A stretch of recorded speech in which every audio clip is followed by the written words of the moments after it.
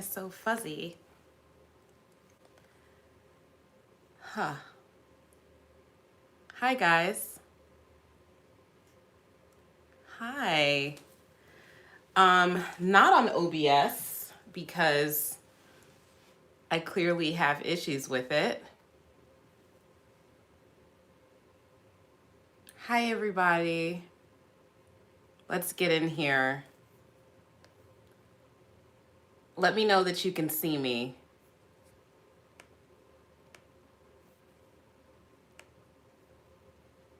Hi. So I'm doing this from my phone right now. And for some reason, my phone is super duper fuzzy.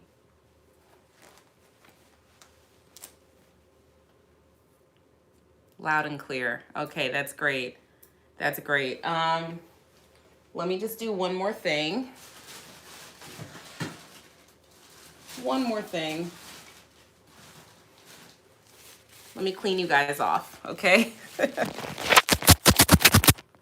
That's better. Isn't that better?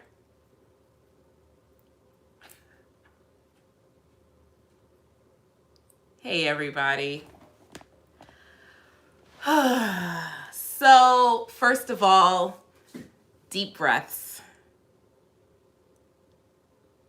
Yeah, I was blurry. Deep breaths, everybody. Deep breaths. So, we now have a guilty verdict in the trial of Derek Chauvin. Yes. Thank you so much. So first and foremost, I want to start this thing off by saying that I did get a super chat, but it's just, gone. I believe that it came from Catherine Siverts. There it is. I can't actually join for 30 minutes, but wanted to say this. Thank you to Natalie for hosting these discussions. This trial has been hard. And this is just one guilty verdict in an inherently unjust system. And to that, I have to totally agree and just say that I am happy that that is the outcome, but I am not happy that George Floyd is deceased.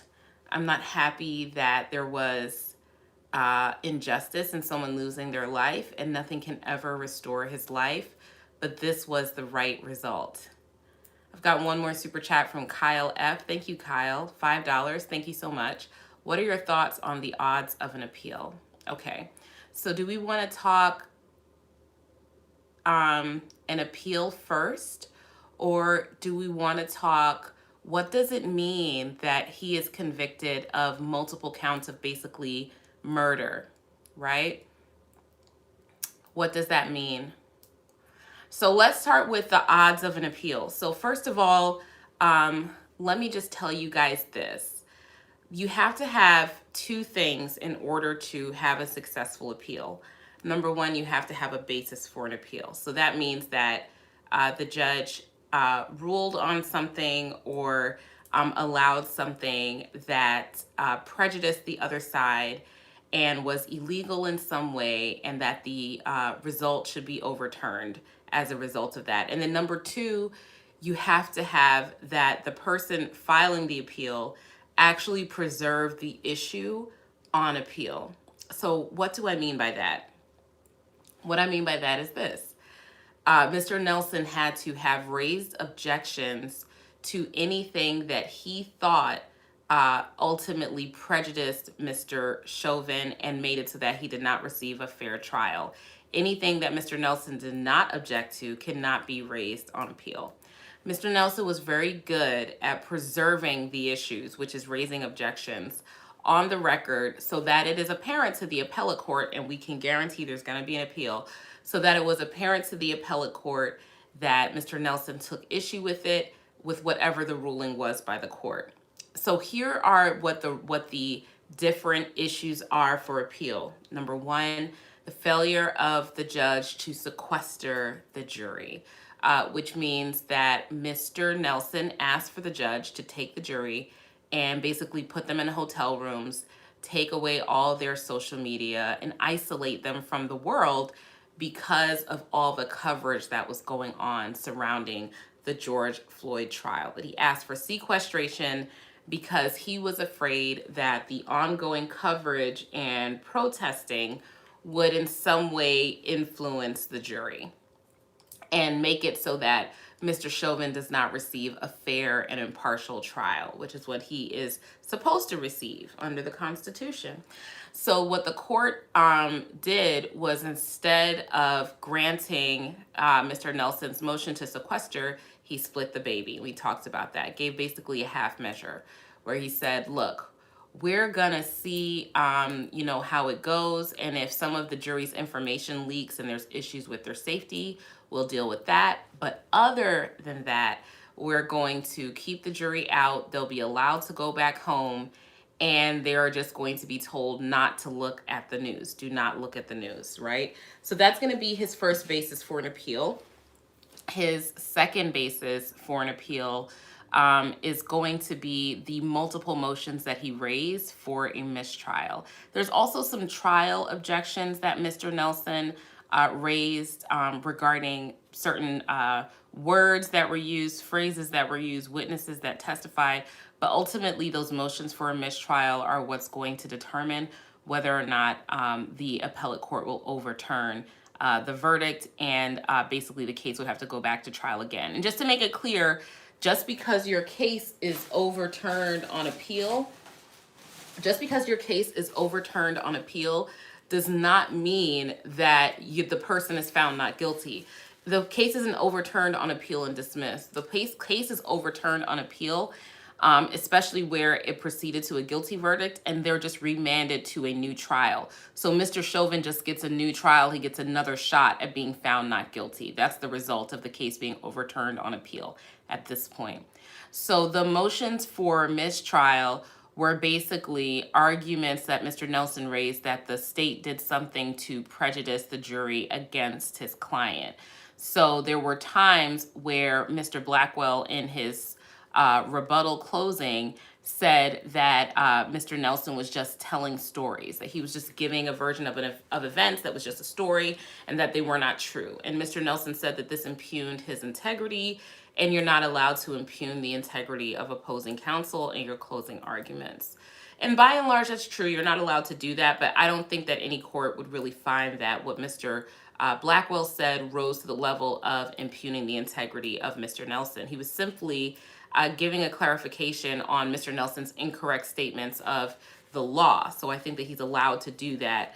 And that Judge Cahill's orders to the jury that, they are to disregard certain statements, I think were enough to cure any issue. So what it really comes, and then in addition, he also moved to for a mistrial because of Senator Maxine, or Congresswoman Representative Maxine Waters' statements to the media. Mr. Nelson is going to have some issues with all of his bases for appeal because he has to show that it basically prejudiced the jury, and the jury would not have reached that verdict had it not been for these certain circumstances. So again, when it comes to the fact that the jury wasn't sequestered and the case was not removed to another county, those would certainly fall under Judge Cahill's sole authority, and they would the appellate court would review it for clear error. Just basically that there's no legal justification for Judge Cahill to have allowed the jury not to be sequestered or to fail to remove the case to another jurisdiction, right? So those are going to be the different standards that are applied to those decisions by Judge Cahill.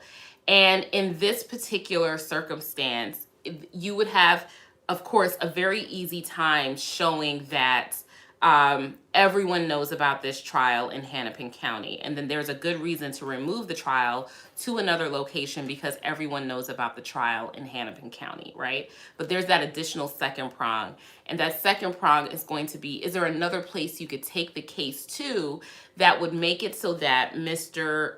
Chauvin would have a fair trial? And there's just no way. It's the fact that the case has national media attention is not something that the prosecution can help or that the court can help.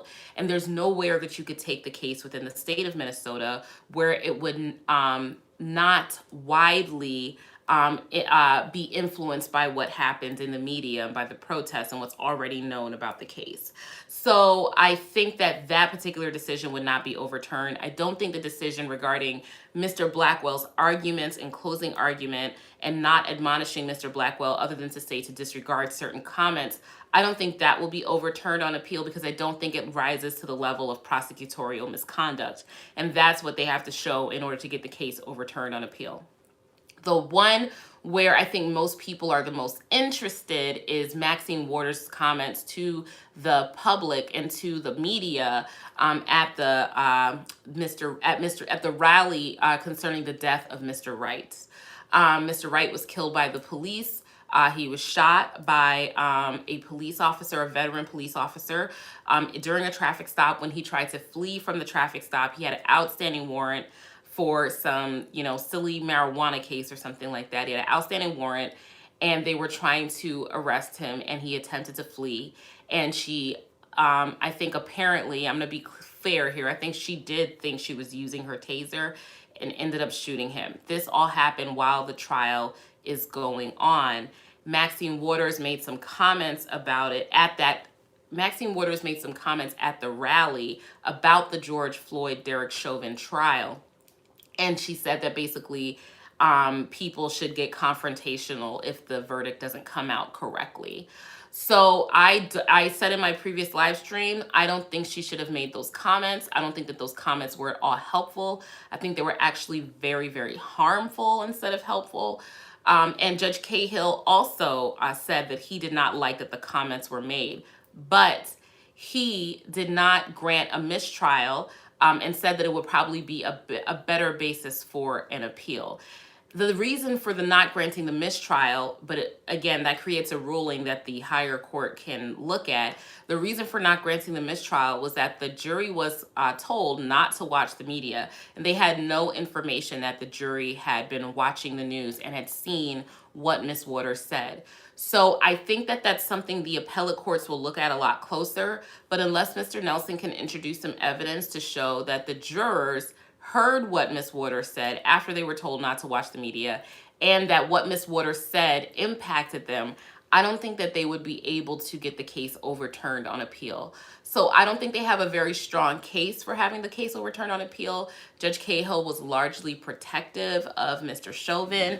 He was very strict about protecting Mr. Chauvin's rights. He allowed Mr. Nelson wide latitude, even where Mr. Nelson made misrepresentations about the law and about the facts. He did not sustain any major objections against Mr. Nelson.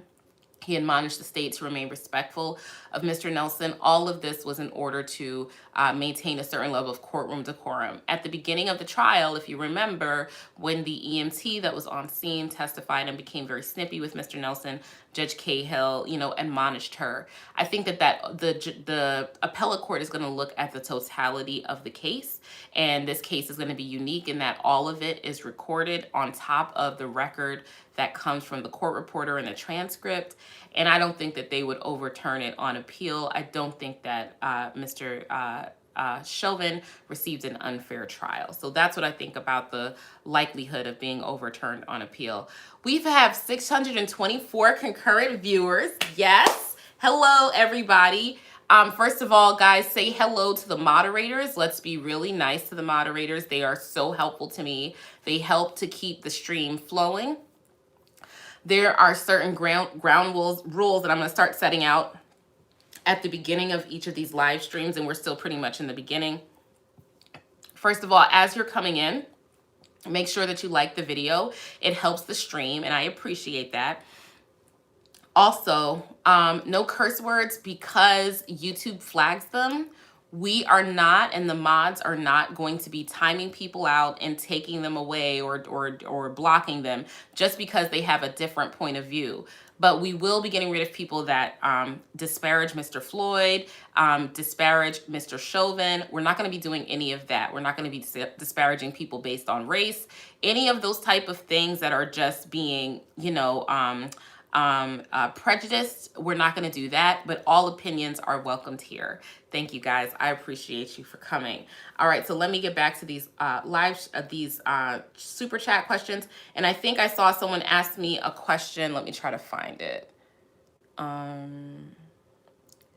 One of my mods asked me a question, and also Matt. Good day, spiffy people. Oh, Marissa. Thank you, Marissa. I always try to answer Marissa's questions because she's a great moderator. Did you expect Chauvin to have bail immediately revoked? I know that standard... Oh, Lord. You asked me if I expected bail to be immediately revoked. You said you know that that's standard. I didn't get to see the rest of the question because it went away. I need to go to my computer and stop trying to do it through my phone. Yes, I did expect for his bail to be immediately revoked. The reason that I expected for it to be immediately revoked is because Mr. Chauvin is now a flight risk. He's been found guilty of murder. That is common for someone's bail to be revoked pending sentencing when they're facing a hefty amount of prison time. So that did not surprise me at all. $5 from Michael Brown. Thank you so much, Michael Brown. Michael, I don't see a message with your super chat, but thank you. $5 from TR with a keep it up emoji. Thank you so much. I appreciate it. $4.99 from Belgarath. Hi, Belgarath. And thank you. Does conviction on all three counts make the odds Chauvin wins an appeal more difficult? If so, why? No, the amount of counts doesn't matter in the analysis for an appeal. All that matters in the analysis for an appeal is whether or not there was anything that was done in the trial that basically violated Mr. Chauvin's rights, and if that would have had an effect on the outcome of the trial. In no way does it matter exactly what he was convicted of when it comes to those types of procedural objections. And by procedural objections, I mean objections to things that counsel said, objections to the court's determination not to sequester the jury or not to remove the trial to another jurisdiction. All those type of things, they have no dependence on what Mr. Chauvin is charged with. Now, if it was to certain counts remaining against Mr. Chauvin, that would be an issue, but that's already been determined by the appellate court. The state had already appealed Judge Cahill's dismissal of the third-degree murder charge against Mr. Chauvin, and the appellate court ruled that the judge was to reimpose that sentence, or reimpose that charge, basically, not that sentence. $10 from Michael Brown. Thank you, Michael. Can you explain how the three charges are each able to be guilty? Do they build on each other? Negligence to depraved mind to resulting from an assault. Okay, I will get back to that question, but unfortunately, I have to take a quick break because my food just got here. I didn't anticipate it coming now. It was supposed to come in like another half an hour. So guys, can we take a break and you guys be okay with me if 691 people in the live stream? But because I would normally like cut away to another screen and say, be right back, I just have to kind of like magically go away. So I'll be right back. This is so weird and awkward. Hi.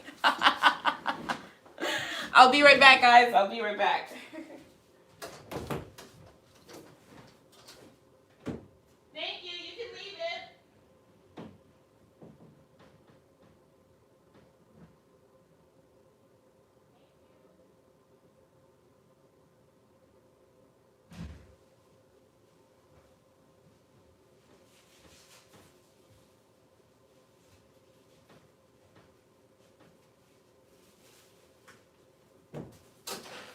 I'm back. Such a professional live streamer I am. I am just so professional. Sorry, guys. So it looks like I'm not going to be able to eat this. I'll just be talking to you guys, but that's fine. So anyway, so getting back to Michael's question. Can you explain how the three charges are able to be guilty? Do they build on each other? Negligence to depraved mind to resulting from an assault. Wonderful question, and I know I'm going to get a lot of this question. So basically, the elements for each of the offenses are different, but even where the top charge is, the lower charges are subsumed by the top charges, As long as the lower charges are what's called lesser included offenses of the top charge, you can be found guilty of all of them, right? As long as, okay, here's a good way to explain it. Forget that we're talking about murder and forget that we're in the state of Minnesota. We are in the state of Maryland. And in the state of Maryland, there is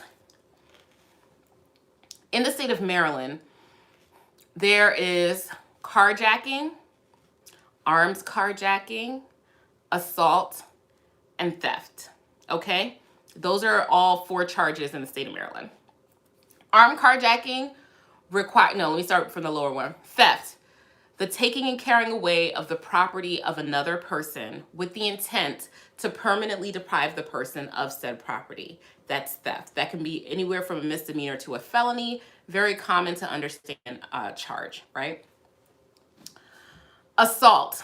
Physical contact with another person against their will, right?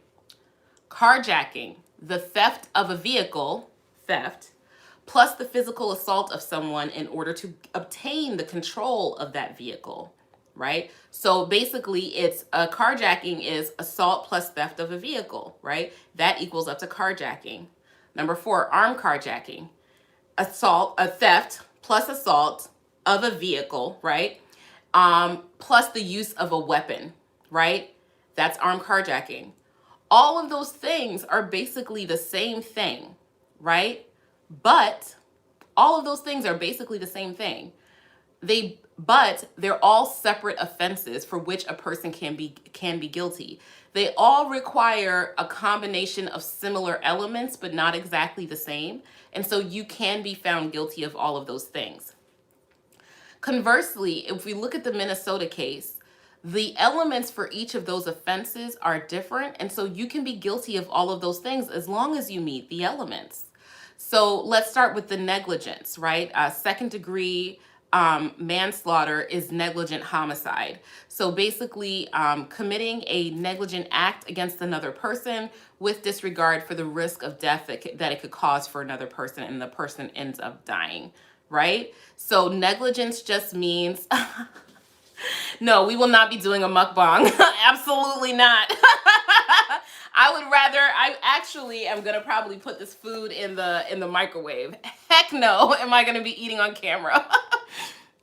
But anyway, negligence is you have a duty of care to another person and you breach that duty of care. So the negligent behavior could have been, you have a duty of care to George Floyd because you're a police officer and he's in your custody.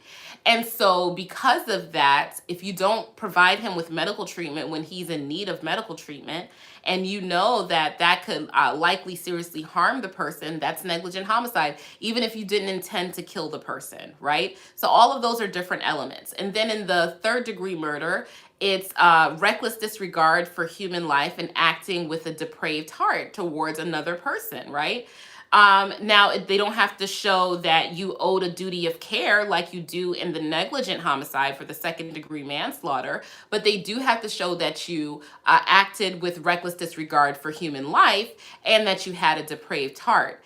Then, if you look at the felony murder, right, for the other 2 offenses, they don't have to prove that Mr. Chauvin was committing a felony in the commission of the offense against Mr. Floyd. So for negligent homicide, which is the second degree manslaughter, and the third degree murder, which is the depraved mind, depraved heart murder, neither one of those do they have to show that Mr. Chauvin was committing a felony offense at the time that he interacted with Mr. Floyd.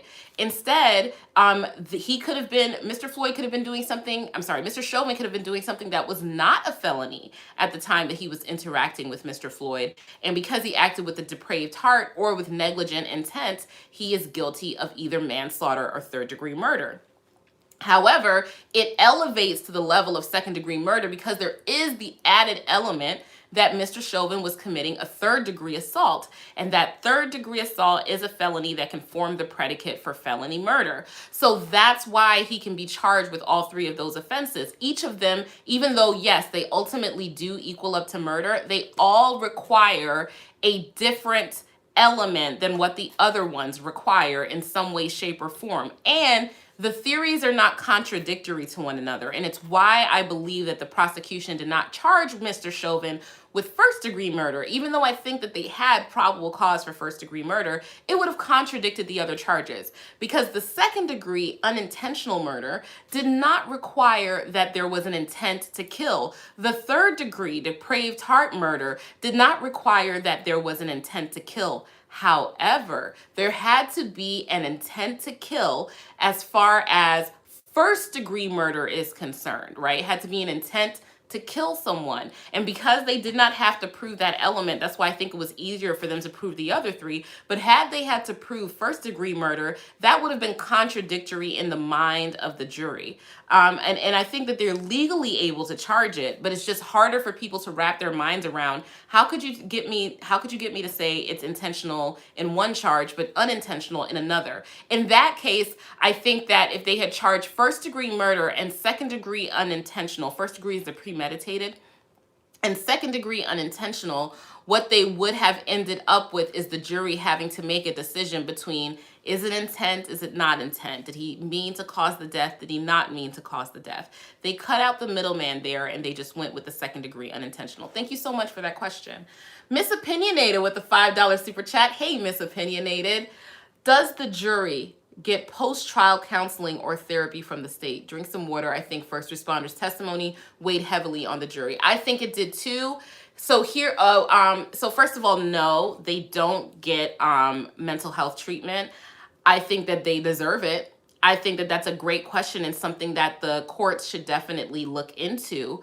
And, you know, maybe there should be legislature passed for that, but no, they don't receive that. They receive a minuscule amount of money, like $30 a day for missing work and lunch, and that's it. You know, being a juror is a very risky and thankless job, and I hope everyone keeps that in mind for every future jury trial that there is. These are onerous things that people have to go through in order to be a jury. So just think about that. No, they don't receive anything. I also think that the witnesses that were on scene that were filming what was happening when Mr. Floyd was underneath Mr. Chauvin, I think that they should receive counseling as well. They were clearly very much traumatized by this event.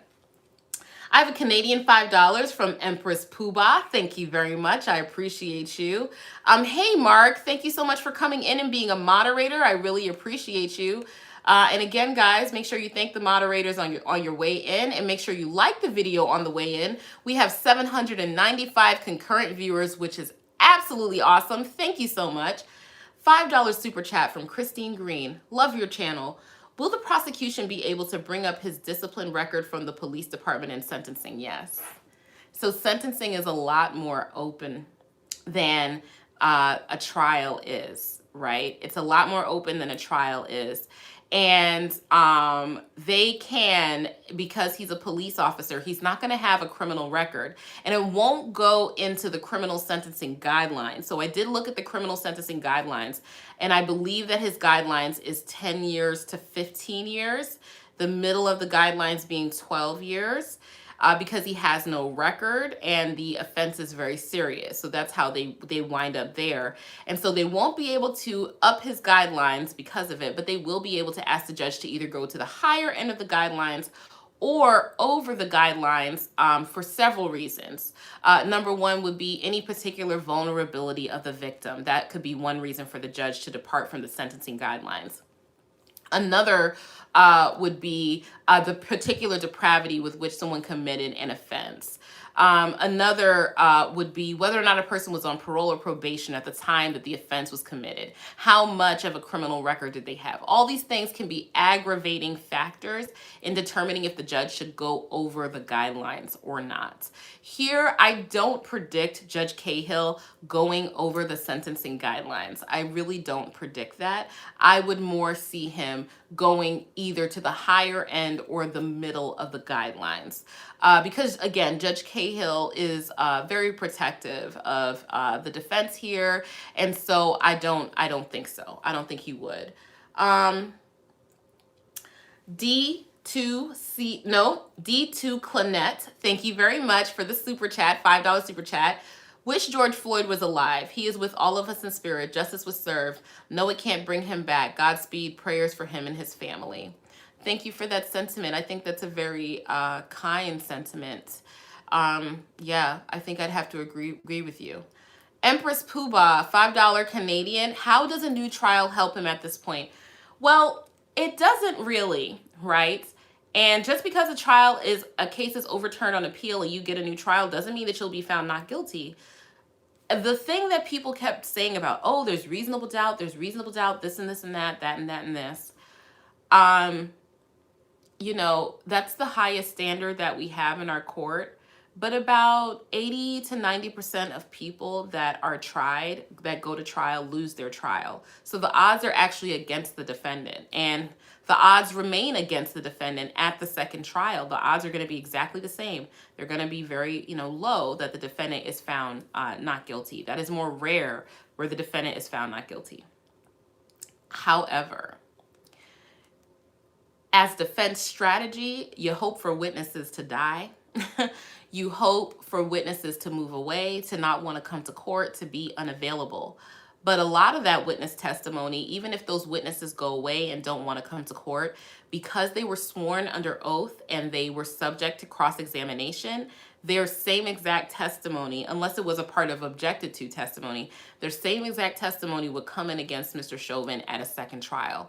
So the thing is that even if Mr. Chauvin is able to get his case overturned on appeal, and I'm doubtful of that, but nothing is impossible, even if he's able to get his case overturned on appeal, it doesn't mean that he'll win a second trial. The same evidence is basically going to be introduced against him. The only thing I can see helping him is if he can convince another expert witness to come in and testify as to toxicology, pulmonology, or cardiology to help to combat the testimony that came from the state's toxicologist, the state's pulmonologist, Dr. Tobin, and the state's cardiologist. That evidence was damning. Mr. Chauvin's not going to have any more fact witnesses in his favor. They didn't have one single person come in and testify about what a good guy Mr. Chauvin is and how he would never do anything to seriously harm anyone. That's character evidence that the defendant can introduce at trial. I don't think he's going to get that evidence a second time around. So hoping for for the case to be overturned on appeal, you're really hoping to fight another day. And you're also hoping that maybe that gives the state the incentive to want to offer you a plea to one of the lesser charges so that they can avoid having to go through a trial all over again. But this is not a case like that. The state has every incentive to proceed with another trial against Mr. Chauvin. They would put him on a full trial twice, unlike your average person whose case is overturned on appeal. Many of my cases where they are overturned on appeal, the state rarely just drops the case. They'll offer a nicer plea offer or will have to go to trial again and then cure for whatever was done wrong in the underlying trial. So this time, maybe he'll get the benefit of it being a long time since the last trial. And maybe the judge will say, you know what? It was overturned on appeal because I didn't sequester the jury and I didn't remove the case to another jurisdiction. And so the judge will say, I'll remove the case to another jurisdiction and I'll sequester the jury in order to cure for that, right? So those types of things could be more in favor of Mr. Chauvin further on down the line. But I don't think that people are likely to forget about this trial for quite some time. So I really cannot foresee him getting the case overturned on appeal and coming back to trial and then being found not guilty. But I've been wrong before and stranger things have happened. Thank you for that question. $50 super chat that just disappeared on me from Shadow Walker. Hi again, Shadow Walker. Thank you so much. I feel emotions will be high, so I'm staying off the live chat. PTSD sucks. Oh, take care of yourselves, guys. Don't be in here if you think that it's going to trigger you or upset you. There's no reason for that. You can always come back later. And so thank you so much for the super chat. I appreciate it.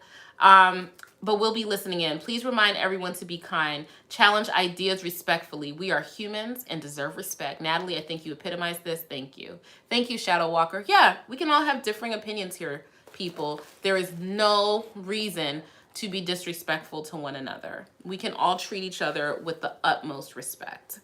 Graciela Gahama Ara Dukunda with a $5 super chat. Thank you very much. Can the other officers that were with Chauvin on that day be charged with accessory to murder now that Chauvin has been convicted? They are already charged as accessories to the offense, accessories to the murder. And so that is what they're going on trial for. If I were them and availed of the opportunity to accept a plea, I would accept a plea. I think Lane has the best possible chance of an acquittal, but Tao and Kung do not. Dustin Tucci, a non-super chat question, but I want to make sure I get to this. You talked about his lawyers being paid for by a fund the police donate into themselves. Are the police able to decide not to cover his legal fees anymore from that fund? Yeah. Yeah, and if they decided not to cover it anymore, or Mr. Chauvin was out of money and could no longer afford Mr. Nelson, I don't think Mr. Nelson would do the case for free. So then he would be indigent at that point, and then probably have to proceed with a public defender or something. $4.99 from Kat Gallagher. Thank you so much, Kat Gallagher. I appreciate you. $14.99 from K-Rab. Thank you. Even if he gets an appeal, it will be much harder to prove Chauvin is innocent now that the entire world knows one jury has already convicted him on all counts. Exactly. This is not your average case, right? So the reason that you would appeal strategically, if I were his defense counsel, strategically, is to try to get a better plea offer, because you're going to try to say to the state, you don't want to go through the security measures that you had to go through before. But remember, the panorama is dying down. People are understanding social distancing more. They might be able to run a trial more efficiently the second time around than they did the first time around. The state will be able to bolster their case. So the only reason that I think that you would try to really go for this appeal, I mean, you're going to try to go for the appeal because you're looking at 10 to 15 years in prison, and that's a lot. Hey, Catherine Siverts is back. That's a lot of time in prison, right? You don't want that. But you're really angling for a better plea offer, because I don't think a full acquittal is in Mr. Chauvin's future. D2 Clinette, thank you for your $5 super chat. I wish George Floyd was alive. Oh, he was with us all in spirit, was served. No, you can't bring it back. Godspeed, prayers to him and his family. I agree. And the Reverend Al Sharpton, excuse me, I'll take a sip. The Reverend Al Sharpton had an amazing statement where he said, we're not happy to see Derek Chauvin go to prison. We wish George Floyd was alive, right? And that's why, I'm all about restorative justice, because you cannot bring back a deceased person. And the ultimate good would have been that Mr. Floyd never passed away. And that's why I'm very low on retribution and very high on rehabilitation. I don't know if there is rehabilitation for Mr. Chauvin. I don't know if Mr. Chauvin will ever be able to apologize for his actions now that he's been convicted, or maybe when his appellate process is over with. But I think that would really help for community healing. And I think community healing is the most important thing here.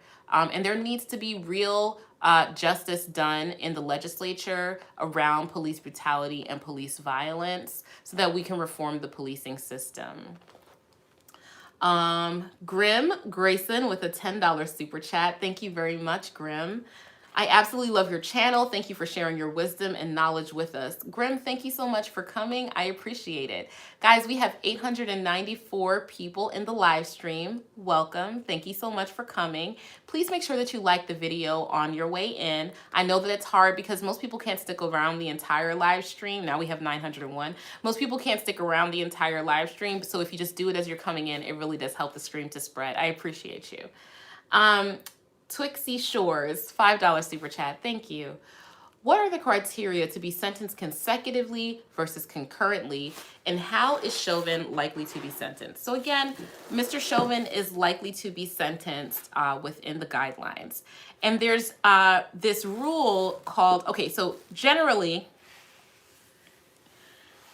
charges will merge for the purpose of sentencing when the elements for each of the charges basically are very similar to one another, and there's just some additional element that makes it the other charge. So remember I gave you guys that example about theft leading into assault, that leads into carjacking, that leads into armed carjacking, right?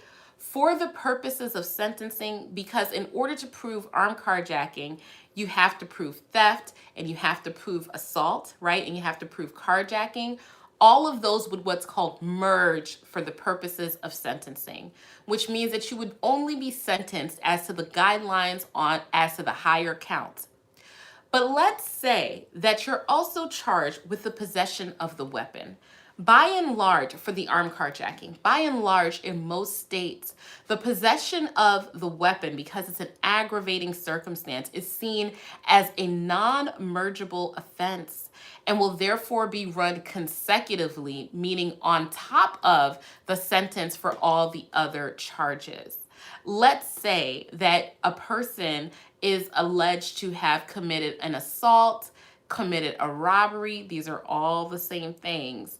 But then also they took the person's information and stole their identity, a totally different thing. Those would be sentenced consecutively. They would not merge for the purposes of sentencing because they're completely different elements that need to be proven for those two different veins or sections of offenses. So in this particular circumstance, there's two arguments that could be made. Number one, that as far as you being the defense, that the elements are very similar to one another in order to form the basis for each of the convictions, that basically they flow all into each other, that the negligence caused the recklessness or the depraved heart, and that the felony was basically the predicate for each of the offenses, which is the assault. The assault is what caused the negligence. The assault is what caused the depraved heart. It's all a part of the same actions, and therefore he should be sentenced concurrently, meaning all at the same time, meaning only sentenced as basically to the highest or the top count. They also have, the defense at their disposals, an argument under what's called the Rule of Lenity. Basically, everything arose from the same facts and circumstances. The elements are all very similar. And under the Rule of Lenity, the court should consider that everything should be run concurrently. Because everything is so similar, the state had to introduce the same set of facts to prove everything. And so under the Rule of Lenity, he should be sentenced all together for one of the highest count and not be run consecutively. The prosecution, on the other hand, has the arguments that the mens rea, which is the mental state required to commit the offense, and the other elements of the offenses are different. Because remember, with the negligent homicide, the state did not have to prove, and that's the second-degree manslaughter, the state did not have to prove that Mr. Chauvin intended to commit an assault against Mr. Floyd. Simply that he had a duty of care to Mr. Floyd, and he breached that duty of care by not taking care of Mr. Floyd, and that as a result of that, Mr. Floyd died. That's a completely different mental state and a completely different action than what's required for the third-degree and second-degree murder. For the third-degree murder, Mr. Chauvin had to have been doing something that was reckless to another person with a depraved mind, and then that ended up resulting in the death of Mr. Floyd. For the second-degree murder, unintentional, Mr. Chauvin had to have been acting or committing a felony offense, which here was a third-degree assault. And for the third-degree assault, he had to only intended to apply his body to Mr. Chauvin's body, and that resulted in serious physical bodily injury. You can see how the second degree and the third degree are very similar, and the negligent is a bit different because the negligent doesn't require the physical contact, whereas the second degree and the third degree murder do. They are so very similar that I can only imagine that Mr. Chauvin would be sentenced concurrently at the same time instead of consecutively, with each of the offenses stacking one on top of the other. We have a $9.99 super chat from, a $4.99 super chat from Jordan. Thank you very much, Jordan. Jordan says, I wonder if the jury was mad that Eric Nelson misstated the law of causation. So again, I talked about this with you guys at another point in the trial. and that is maintaining credibility with the jury. And although I think Mr. Nelson did an amazing job with the very limited resources that he had, and by resources, I don't mean financial resources. By resources, I mean there was a deficit of good facts for the defense, right? There was very little for Mr. Nelson to work with. Mr. Nelson committed two key mistakes that undermined his credibility with the jury. Number one, in his opening statement, he promised evidence that he could not deliver. The evidence was not borne out by the state's witnesses. It was not borne out by the state's witnesses that Mr. Floyd died of a fatal fentanyl overdose. That was not borne out by the state's witnesses. And it was not borne out that Mr. Hall was going to testify as to certain things. Mr. Nelson knew that Mr. Hall was likely not going to be able to testify based on his Fifth Amendment right against self-incrimination, but Mr. Nelson rolled the dice and hoped that by suggesting what Mr. Hall would be testifying to, the jury would somehow hear that, and that would get the jury to adopt that as though it was evidence. But remember, the opening arguments or opening statements are not evidence. And so if you don't deliver on what you say you were going to deliver on, the jury does use that against you. That is very consistent and well known amongst attorneys that juries will do that. They'll use things against you if you don't deliver. And then Mr. Nelson misstated the law. Mr. Nelson said that for causation, the state had to prove that nothing else caused the death of Mr. Floyd, that it wasn't his heart, it wasn't his clogged arteries, and it wasn't his drug use or excited delirium or carbon monoxide that caused the death of George Floyd. That is not what the standard was. That's not what the judge read to anyone. It's definitely what Mr. Chauvin was arguing through his questions. It's definitely what he was trying to suggest to the jury, but it's not supported by the evidence or the case law. The judge told the jury already by the time Mr. Nelson testified that, listen, the state doesn't have to prove that it's the only cause. They only have to prove that it's a substantial cause and basically the most recent cause. And as long as that's all that the jury has to prove, then you should find him, or as long as that's all that the state has proven, then you have to find Mr. Chauvin guilty beyond a reasonable doubt if you believe that the state has proven those elements. And then Mr. Nelson came back and just completely mangled it. I still think that Judge Cahill should have informed the jury that they were given an incorrect instruction on what the law was by Mr. Nelson, but because Judge Cahill was being very protective of Mr. Floyd, and I think rightfully so. And I told you guys yesterday or the day before that the reason I think that the judge was being so protective of Mr. Chauvin is because Judge Cahill believed that Mr. Chauvin would be convicted. And so he's trying to keep the record as clear as possible.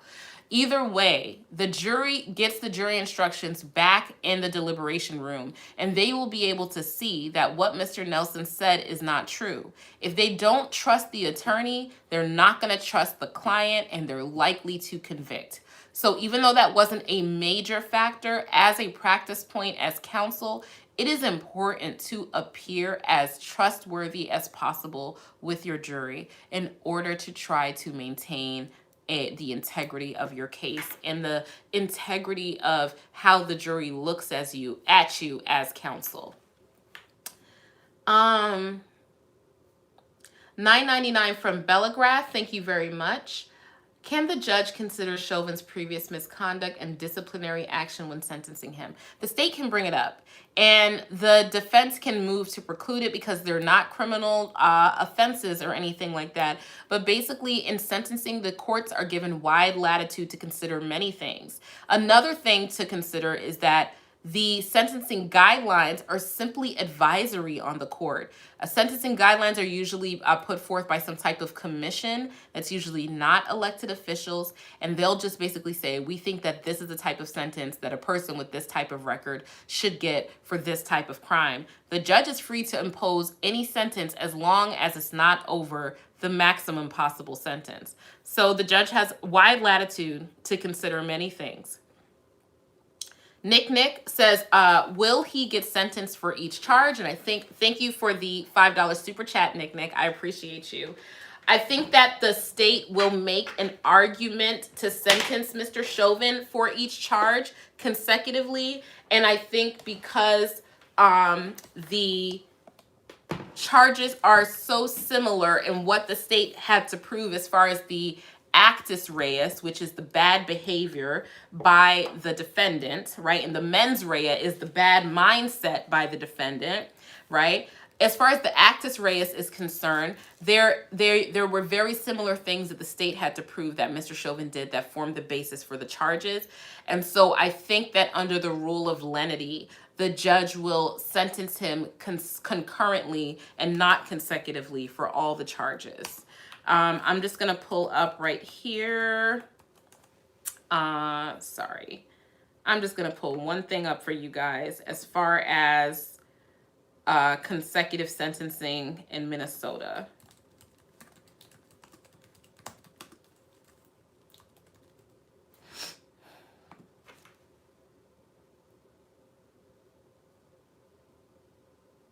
Okay.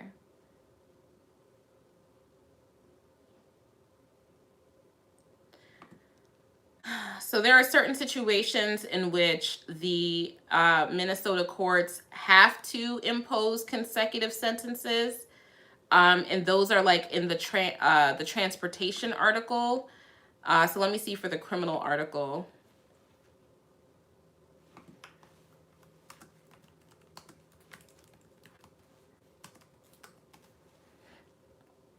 Okay. So here's what Minnesota says. Mandatory consecutive sentences. This is under Minnesota statutes 169A.28, consecutive sentences. Terms used in Minnesota statutes. The courts shall, that means they have to, they have no discretion, impose consecutive sentences when it sentences a person for a felony, a crime carrying a penalty of more than a year in prison. So if they're facing a felony where the crime is carrying a penalty more than a year in prison, and that's each of these charges, each of them are felonies, each of them carries more than a year in prison. I think they carry 40 years, 25 years, and like 20 years or 12 years, something like that. So that they have to be charged consecutively or sentenced consecutively. A gross misdemeanor, a crime for which a person may be sentenced to imprisonment for not more than 1 year or to payment of fine of not more than $3,000 or both. For a misdemeanor, okay, so we know that we're just under felony here. So when they're facing a felony, so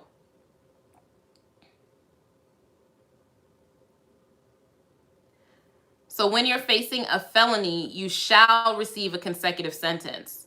And all three are felonies. All three. Yeah.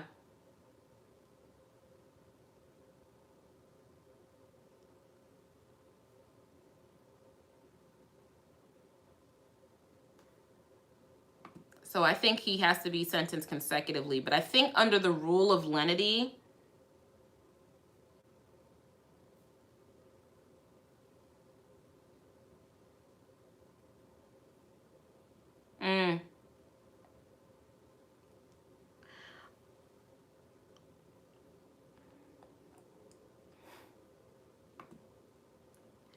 so apparently, I'm just looking up the statute here, guys, so I don't give you bad information.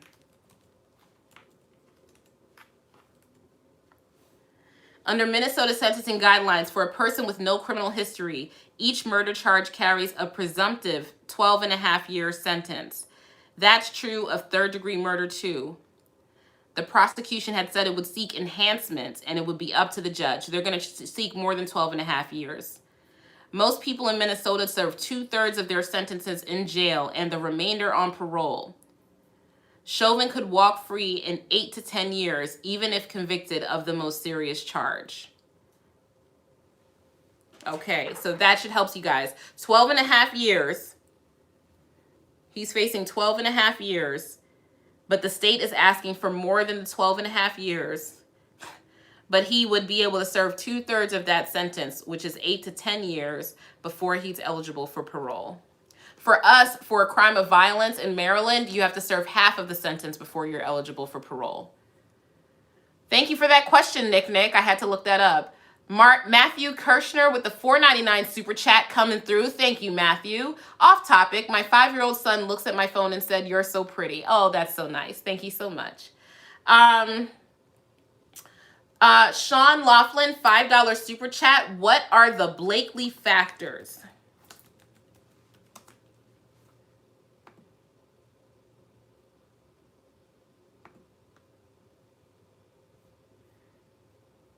The Blakely factors refers to Blakely v. Washington, a United States Supreme Court case that was decided in 2004. In part, the case determined that the jury, not the judge, should determine any facts used to impose a sentence that exceeds the established sentencing guidelines for an offense on which a defendant is convicted. The judge would still determine whether the harsher sentence would be imposed. But Mr. Chauvin waived the right to have the jury impose the Blakely factor. So let's see what the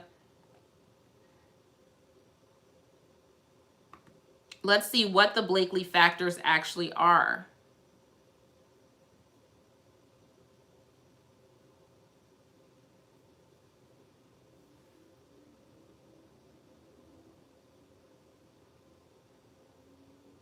So first of all, the state has to give notice that they're seeking an enhancement under the Blakely factors, which they did.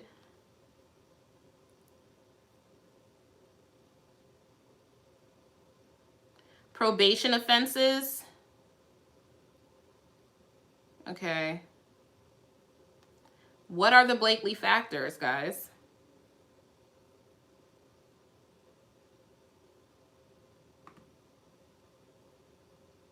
These are also, okay.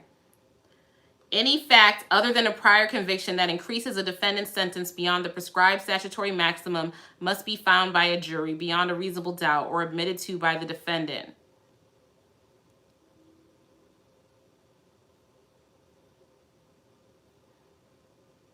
I'm going to have to get back to you guys with that because it's like killing the stream right now. And I didn't do, oh.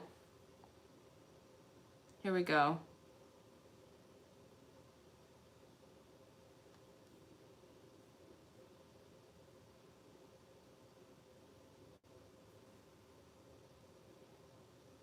Nope, I have to get back to you with that. Sorry.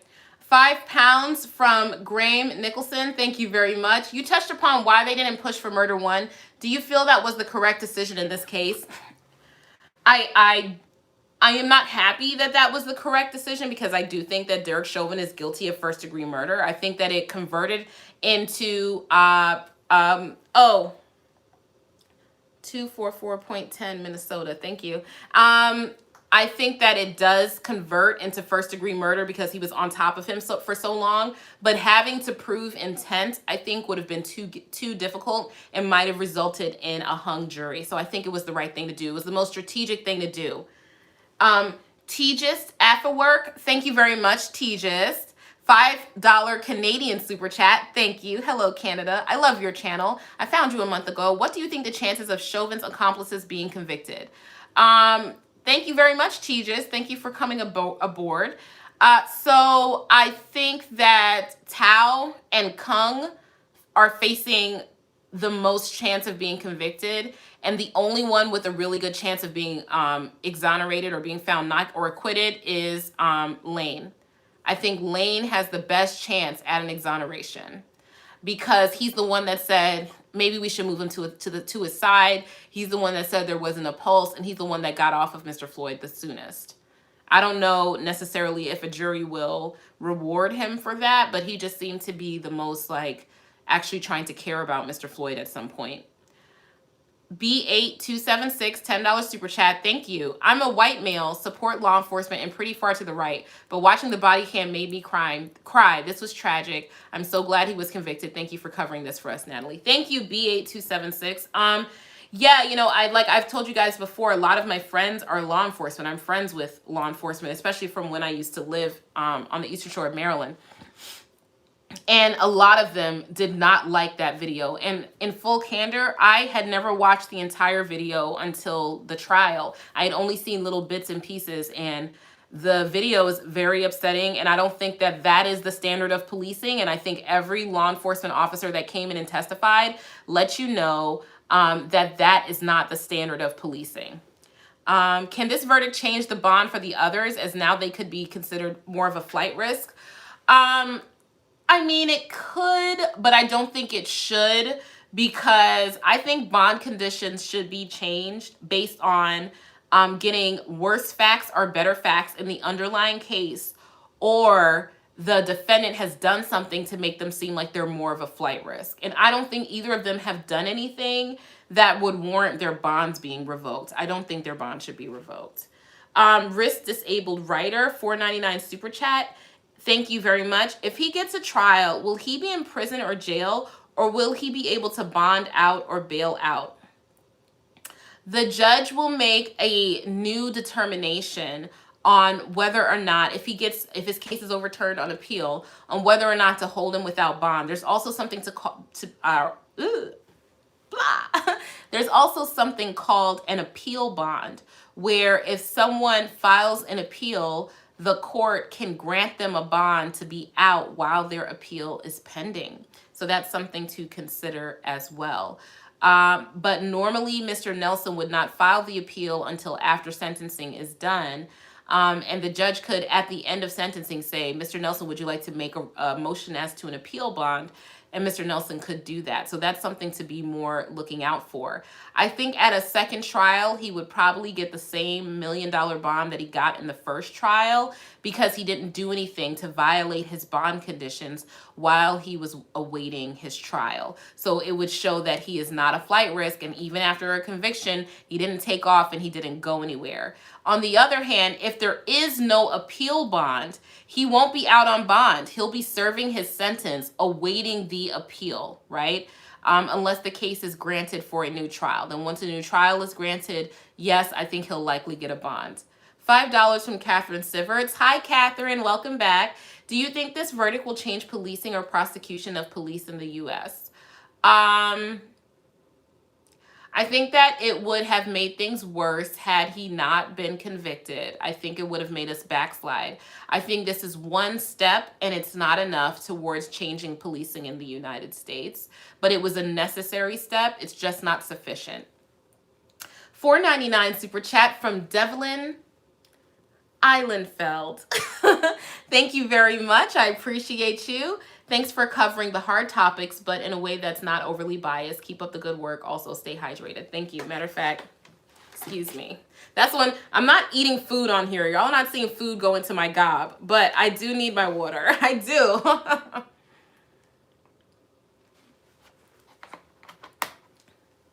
$4.99 super chat from Kat Gallagher. Thank you, Kat. Welcome back again. Love your channel. Glad I was able to catch a live stream. Will there be impact statements at the sentencing? Yes. The victims are entitled, and that's the family. They're entitled to make victim impact statements.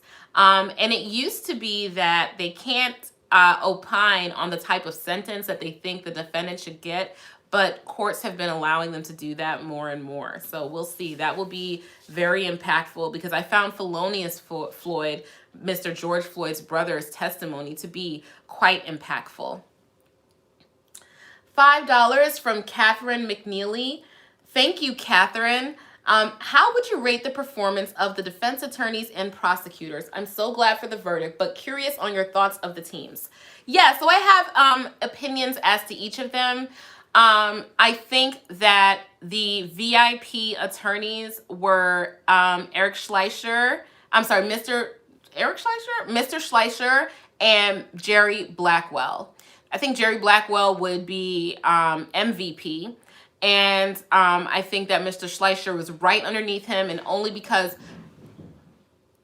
my cats are tearing up out there. Only because Mr. Schleicher's closing was not as tight as I would have liked for it to be, but it was still pretty good. I thought that Mr. Schleicher was amazing in questioning of the witnesses, of the cross-examination of the defense's use of force expert. The amount of skepticism that he brought to that, he imbued his voice with so much skepticism that we got where he was going.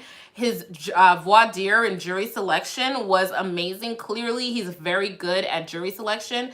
Mr. Blackwell, I mean, my goodness, what can't be said about Mr. Blackwell, saying that even a child could see that what Mr. Chauvin was doing was wrong. She said, get off of him, saying, the problem is not that Mr.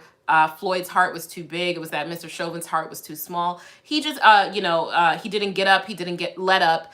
Just classic, excellent trial strategy. These things are not magical. These things are practiced, honed, ingrained.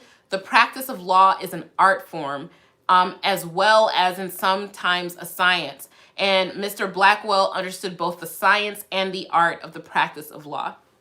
The other two attorneys were largely forgettable as far as I'm concerned. The female attorney, I can't remember her name, but she did do well with the children and the elderly. She did not do well with the expert witnesses. That was not her forte, but that's okay. She did very, very well with the children and the elderly. So that was that was good as far as she is concerned. And the other attorney, he was fine. He wasn't bad. He was just fine. Over kind of like forgettable. Maybe in a case where he would be the only prosecutor on staff, I would be able to tell you more about him. But I just think Mr. Schleicher and Mr. Blackwell outshone him. As far as Mr. Nelson is concerned, by and large, I think Eric Nelson did an excellent job as far as being defense counsel. He was not alone. He did have assistants, but I think that he was a very good defense attorney. I think that he got caught up in the fact that the facts were not good for him, and he tried to make the law something that he wanted it to be, but that it wasn't. He was arguing basically for jury nullification. And what that is that you're signaling to the jury, put aside the facts that you see, put aside the law that you hear, and find my client not guilty just because. Basically because of some form of bias. And that's really what Mr. Nelson was appealing to when he misstated what the law was in his closing arguments and misstated what the facts would be in his opening statements.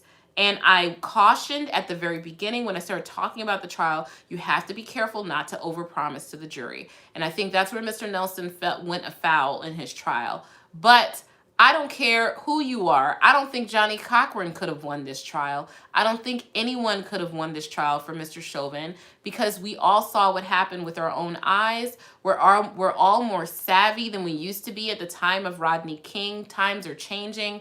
Things have changed, and the law was so clearly on the side of the prosecution. That's when people were telling me, like, I think there's reasonable doubt. And I was just like, people can reach whatever decisions that they want to reach, and juries are unpredictable.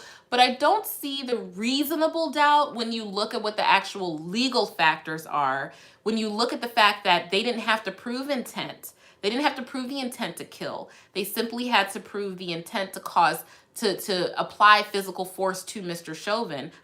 Floyd, and the intent to be negligent. That's it, but not the intent to kill or the intent for Mr. Floyd to die. And as long as that's the standard, that's pretty low in a homicide case. That's pretty low. I hope you understand that. It's a very good possibility, that there's not reasonable doubt here if you look at the law. That's how I always looked at the case, even though I don't like to make predictions.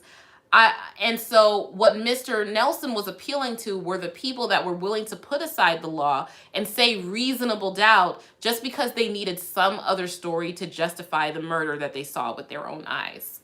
Thank you for that question, Catherine.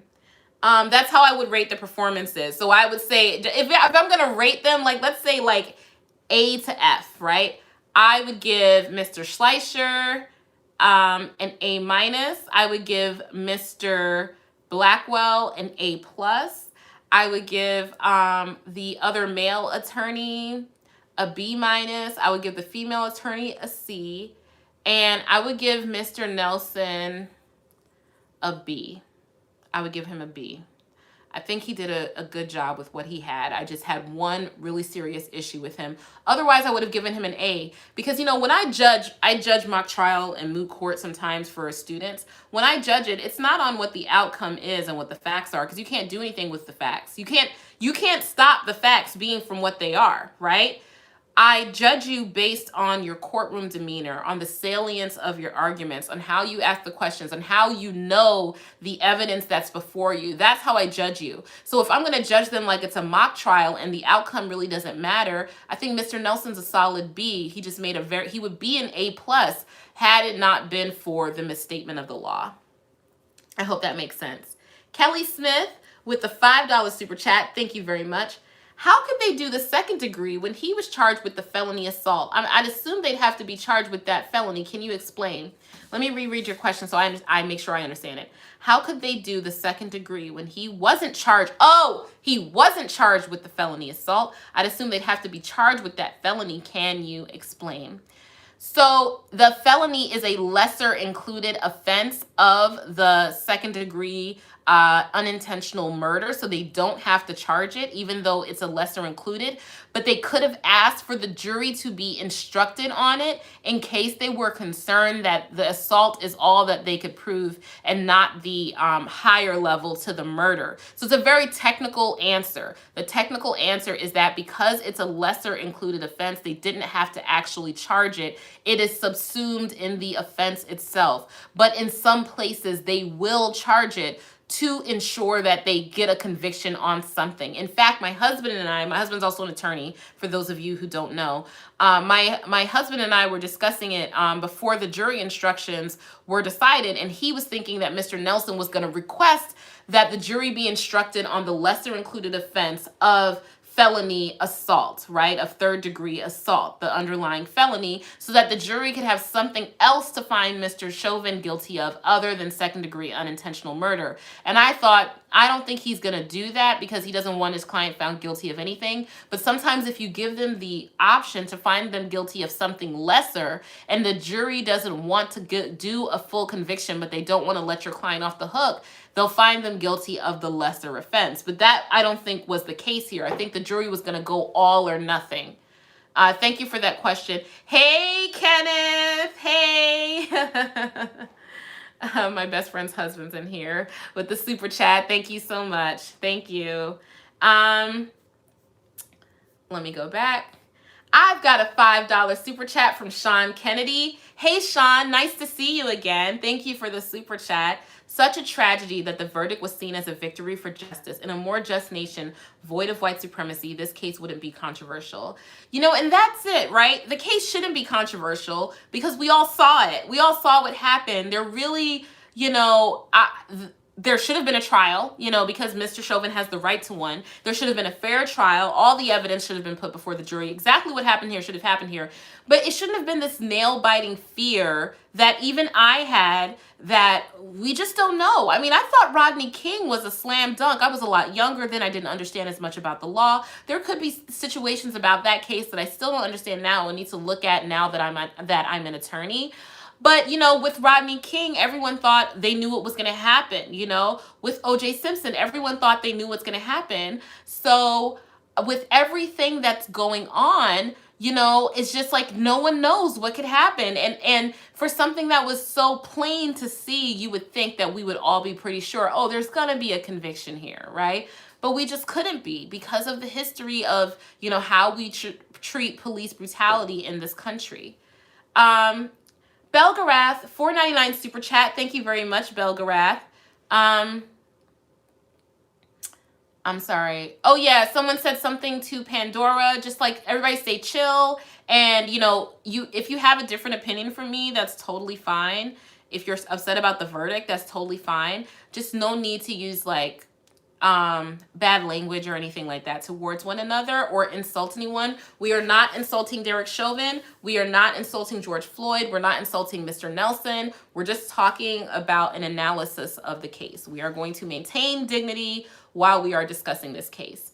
Eva Roberts with a $20 super chat. Thank you, Eva. And hi, Eva. Nice to see you. You have no idea how much I appreciate you actually looked up the law to question that was asked. My mom says you sound like you would be a great teacher of law, and I agree. Love the jacket. Oh, thank you very much, Eva. That's so kind. Thank you so much. Yeah, I mean, I'll tell you guys if I don't know something. And guess what? I am not a Minnesota attorney. Amy Klobuchar, I am not, you know? So I don't know Minnesota law. I've done some research and I can't anticipate every single question you guys will ask. So I'll try to look things up as they go along. The one thing I'm going to have to look back at is those Blakely factors, because I'm not sure what they are, but I'll look at them and address them at another time so I don't kill the flow of the stream. 881 concurrent viewers. Thank you guys so much. Please make sure you like the video as you're coming in. I appreciate you. JB Knox told you guys to smash that like button. Thank you guys. Thank you to the moderators. Drew Terry with a £5 super chat. Thank you very much, Drew. Welcome again. Thank you for coming back. Congrats on 900 viewers mark. Can you comment on the federal crime Chauvin may face consideration of longer sentence charge, as I believe? Yes. So deprivation of rights under the color of law actually can carry life in prison. The federal government does not prosecute for murder, but they do prosecute state actors for going outside of their state roles, even though they're appearing as though they're acting as state actors, and depriving someone of either their life or their liberty. We're at 901 concurrent viewers right now, guys. This is amazing. Hi, everybody. So that can carry consecutive sentences because there's different elements that need to be proven for the purpose of those offenses, and then on top of that, it's in a different jurisdiction. So if Mr. Chauvin was convicted under a federal prosecution, he would have to serve time in federal prison, and that would be consecutive to the time he would serve in state prison if his conviction stands up, and if in fact the Department of Justice decides that they want to pursue charges against Mr. Chauvin. They could decide that they don't want to, but even, and I always point this out, William Barr, the Attorney General, and the Attorney General under Donald Trump decided that he was not going to drop charges or he was not going to promise not to pursue charges against Mr. Chauvin in exchange for Mr. Chauvin pleading guilty in the state case. So I think it's very likely that a federal prosecution could be forthcoming, but some attorneys have had the opinion, and I think this is a very reasonable opinion. Different attorneys think different things. I think this is a very reasonable opinion that the Department of Justice wanted to keep the door open to prosecute Mr. Chauvin federally if in fact the state courts could not obtain a conviction. So if they couldn't obtain a conviction, then the feds would come after him. And that's also something reasonable. Sometimes they might not want to waste state resources to prosecute someone who's already been convicted. But I think that given the low amount of time that he would be facing, which is the 12 years, 10 to 15 years, likely 12 and a half, that the federal government might have an interest in prosecuting Mr. Chauvin. Thank you for that. $10 super chat from Sophia Ackley. Hi, Sophia. Thank you so much. Just wanted to send you some support and thank you for your astute discussions on these legal topics. I appreciate you. Sophia, I appreciate you. You know, I'm just going to try to keep it as real with you guys as possible. When I don't know something, I'll tell you. Because, you know, lawyers are not encyclopedias. We're researchers. So there are already books and statutes and cases that we go and we look to for the answer. And then we just make our arguments and our interpretations to the court or, you know, our analysis to the public. But what we don't do is pretend as though we know everything. So that's important not to do. $4.99 super chat from Karen St. John. Thank you very much, Karen.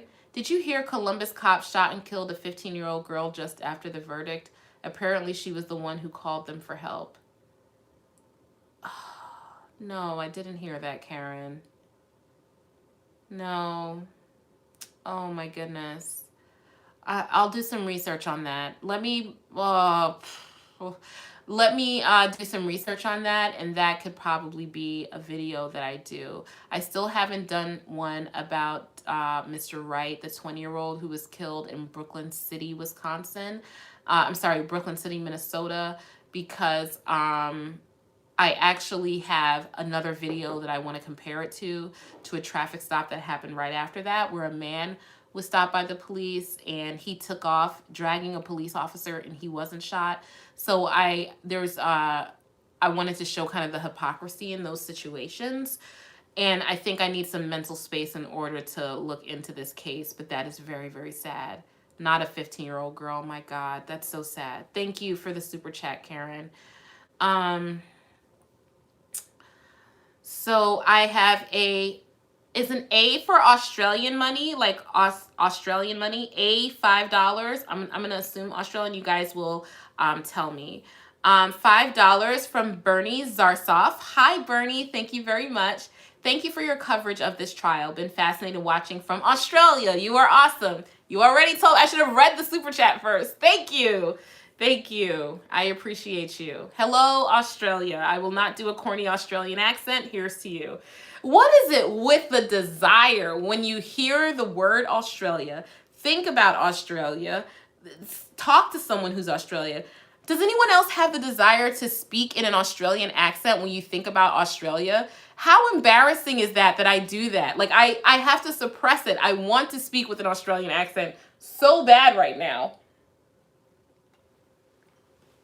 Kiki Lynn 42. Thank you, Kiki. Hi. $5 super chat.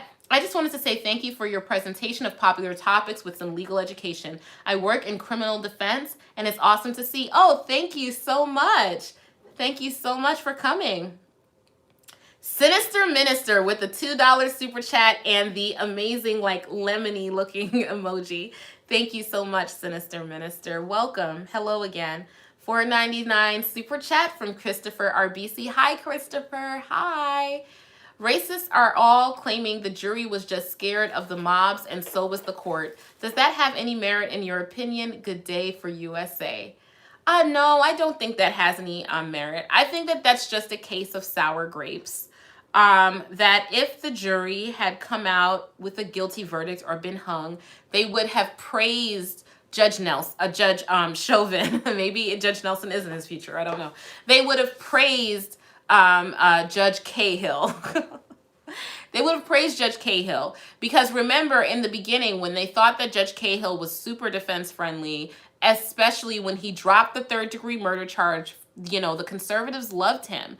When he admonished the EMT worker, the EMS worker, who got upset at Mr. Nelson on the stand, the conservative media absolutely loved him. But, you know, the judge is a fair judge, and he's not going to always make decisions that my side or anyone else's side agrees with. And so I don't think that he was biased at all. And I don't think that Judge Cahill was concerned about potential riots and that influenced how he handled the case. I think that he protected Mr. Chauvin as much as is possible within his authority as a judge. I think he was very protective of Mr. Chauvin's rights. And I don't think that anyone can credibly accuse Judge Cahill of disfavoring Mr. Chauvin or prejudicing the case against Mr. Chauvin. I just don't see it. As far as fear of the mob is concerned, during voir dire, potential jurors did express that they were concerned about what would happen depending on the outcome of the trial. They were concerned about that. But they said, under oath, they swore to be jurors, and they said that they were being honest when they said that they would put that aside and decide the case fairly. What caused the verdict was not fear of the mob by either the jury or Judge Cahill, because Judge Cahill didn't even make the verdict. The jury rendered the verdict. What caused the verdict to be a guilty on all charges were the facts of the case and the law at hand. The facts of the case and the law of the state. That's what caused the jury to render a guilty verdict. The facts were overwhelming. It is rare to see the chief of police, although he's done it once before, but the chief of police, the longest serving police officer, Mr. Zimmerman, multiple use of force experts, a pulmonologist, a cardiologist, a toxicologist, and a medical examiner all say that no matter what, this was not a reasonable use of police force, and this unreasonable use of police force was the primary cause of death, right? And then you had 5 or 6 people who were complete strangers to one another, who, as Mr. Blackwell said, were a bouquet of humanity. They come from all different walks of life. We had students, we had store clerks, we had an elderly man, we had white people, we had black people, we had children, we had teens. Everyone of all different types of walks of life, all different socioeconomic backgrounds, saw what they saw and knew that it was wrong and called the police to try to get it to stop, and Mr. Chauvin didn't stop. The evidence was overwhelming, guys. That's all it really boils down to. Now, could the case be overturned on appeal because of some technical issue? Potentially. And then Mr. Chauvin has the right to another trial, a better trial, a more fair trial. But I think that this was a fair trial. And I don't think that there's anything that could overcome the facts of this particular case. It's why Mr. Chauvin wanted to enter a plea to the top count, which is second-degree murder. He wanted to enter a plea to that because the evidence against him was overwhelming. Thank you so much, Deborah Starr, with the $19.99 super chat. I appreciate you. Tread is here. Everybody say hi to Tread. $4.99 super chat. Hi. Close to 900 viewers. Yeah, we've tipped into 900 a couple times so far, which is great. And we're at 722 likes, guys. So make sure that you like the video as you're coming in. I appreciate you. I remember in November, December, when your subject matter began to change. Amazing to watch your channel grow. Thank you so much. Yeah. So I started out. Well, this channel has gone through quite some changes. This channel started out in 2012, 2013, when I was a broke college student. And was I a college student or law student? I was a law student. And I was just talking about my hair, my dreadlocks. That's what I was doing. Tutorials on how to do your hair and makeup and stuff like that. And then from there, I took a big break from YouTube. And then I started making videos, giving opinions on general topics. And then I started doing opinions on sovereign citizens and a little bit of First Amendment auditor stuff and some other like popular things. And that audience that I grew from that gave me the leeway to be able to make these types of videos. Because as much as I love doing sovereign citizen videos, they're so much fun. I really enjoy them. I also love stretching my wings and being able to bring a certain level of clarity, legal clarity, although I wouldn't call myself an expert. I would say I have some clarity to these situations that impact all of us. And so I thank you all for giving me the opportunity to be able to do this. It is through you that I'm able to do this. And so I thank you for it. I thank you for continuing to come back. Okay. And if you guys are not subscribed to the channel, please make sure that you subscribe. It's a good time. I just did a video where I reviewed My Cousin Vinny and made an argument for why I think it's the best legal trial movie of all time. And I really think that. Theodoric 93. Hi, Theodoric. $20 super chat. Love the channel. Justice was served today. I get why you want less included charges, but how can the outcome be multiple murder manslaughter charges for a single person? Wouldn't just the most severe of the 3 charges? Because there's different elements. Thank you for that question. There's just different elements for each charge. So for second degree manslaughter, it is negligent homicide, meaning you owed a duty of care and something that you did or did not do breached the duty of care. That does not necessarily mean the physical assault on Mr. Floyd. It could be the failure to render aid because Mr. Chauvin owed a duty of care to Mr. Floyd because Mr. Chauvin had Mr. Floyd in his custody and he was a police officer and Mr. Floyd was a suspect, so he owed him a duty of care, right? So that's a completely different set of factors than third degree depraved heart murder, which is that you don't necessarily have to have directed anything towards Mr. Floyd in particular, but you did something with a depraved mind that put others in danger, put Mr. Floyd in danger, and that Mr. Floyd died as a result. You don't necessarily have to have committed an assault in order for that degree of murder to be charged. In fact, it doesn't even have to be directed at Mr. Floyd's body. It just had to be something that was reckless and dangerous, and you did it with a depraved mind with disregard for human life.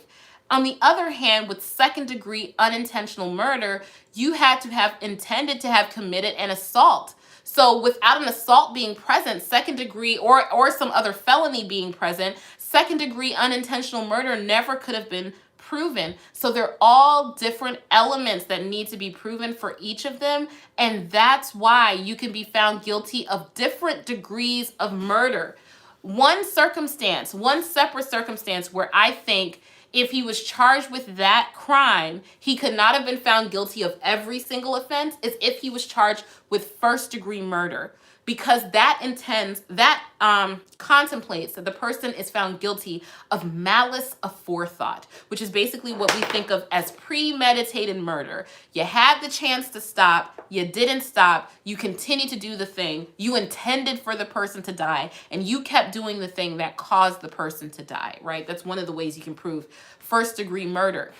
That is anathema, or the antithesis of second degree unintentional murder, right? And so you could not have found Mr. Chauvin guilty, in my opinion, of both first degree intentional malice aforethought murder and second degree unintentional murder, because they contradict one another. But the other charges, they don't contradict one another, and they all have different elements which need to be proven in order to get to the result of a person being killed. Great question. Thank you. Radana G with the $4.99 super chat. Thank you very much, Radana. I appreciate you. Thank you so much. Guys, make sure that you like the video as you're coming in. $10 super chat from John O'Brien.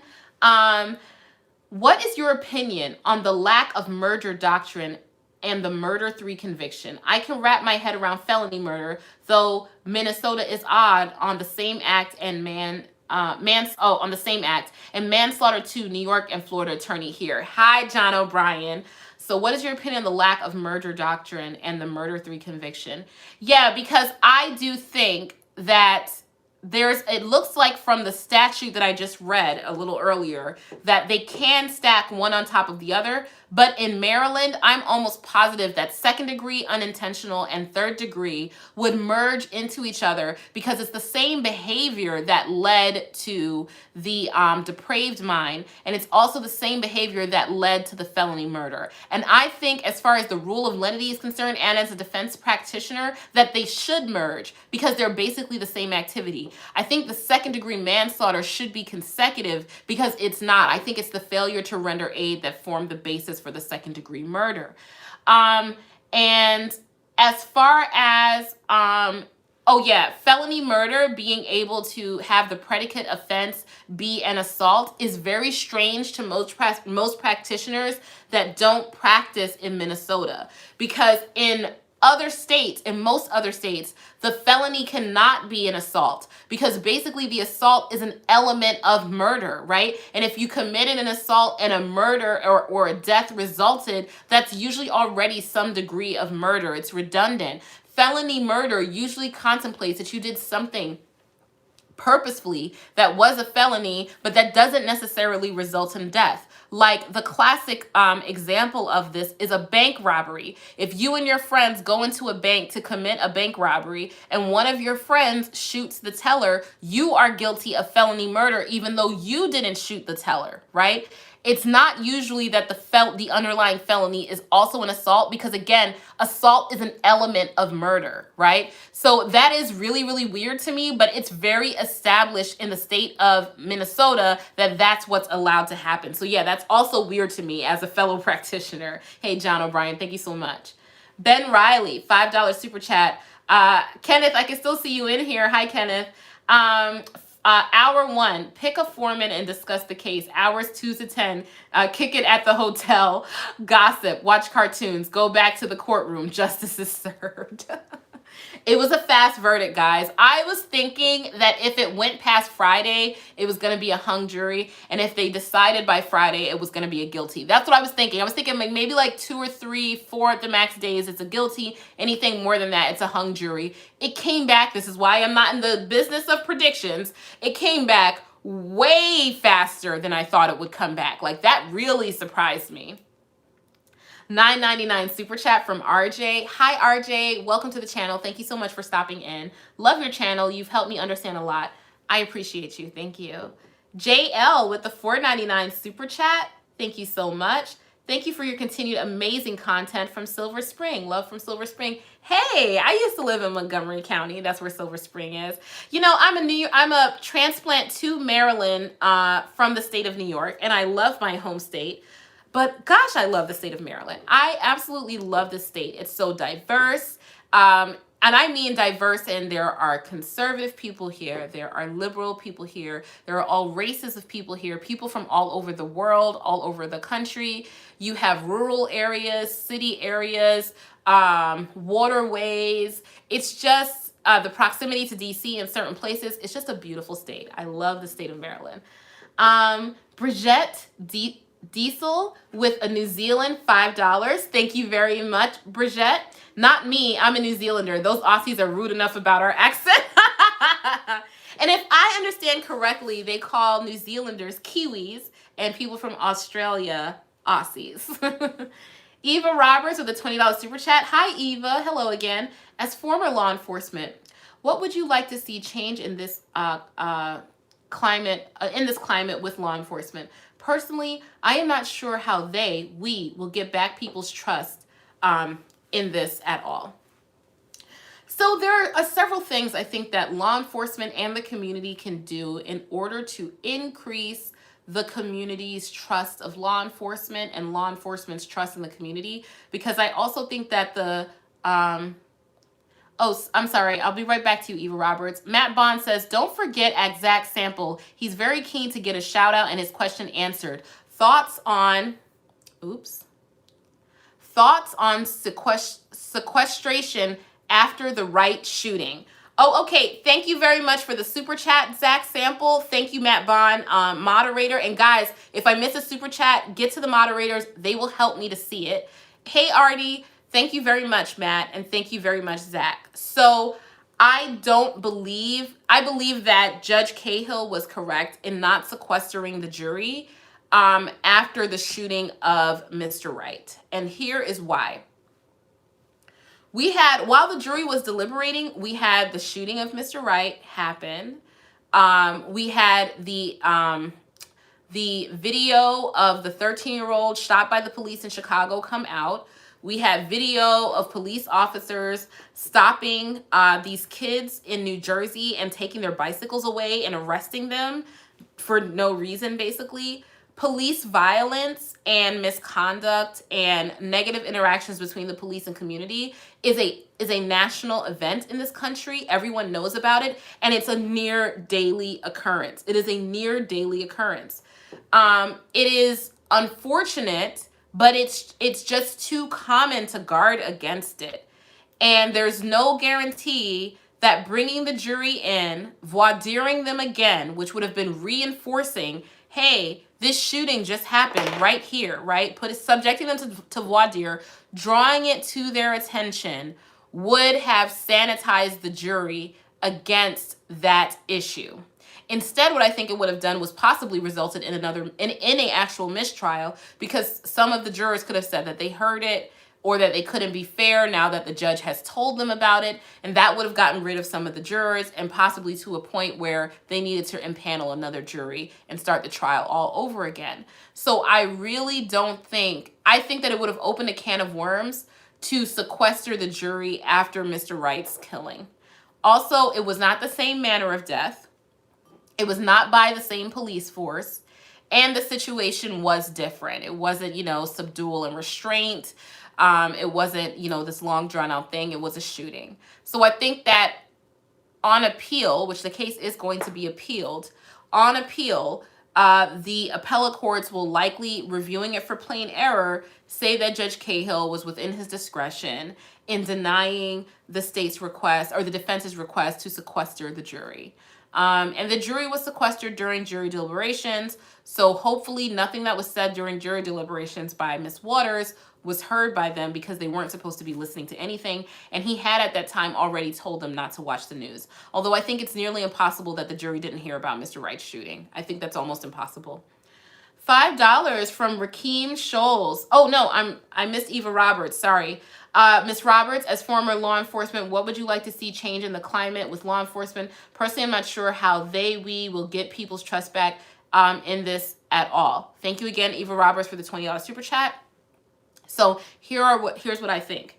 I think community policing is really, really important. I think that it's a shame and it is a dereliction of police departments' duties that they do not require that the people that serve in the police department come from the community. So if you are in Prince George's County, for example, you have to live in Prince George's County in order to serve on Prince George's County Police Department.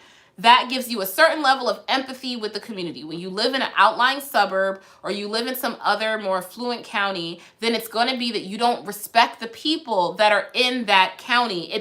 People are tribal. People form teams. So it's my county against your county, or my city against your city, or my suburb against your city. Here's why my kids are better, because they go to different schools than your kids. You're going to be a lot more cautious in how you treat those community members if your kids have to go to school with their kids later on the next day after you arrested their parents. So they should have to live, judges have to live in the same exact county and city that they're a judge over. And that's because they have to be invested in the community. The same thing should be required of police officers.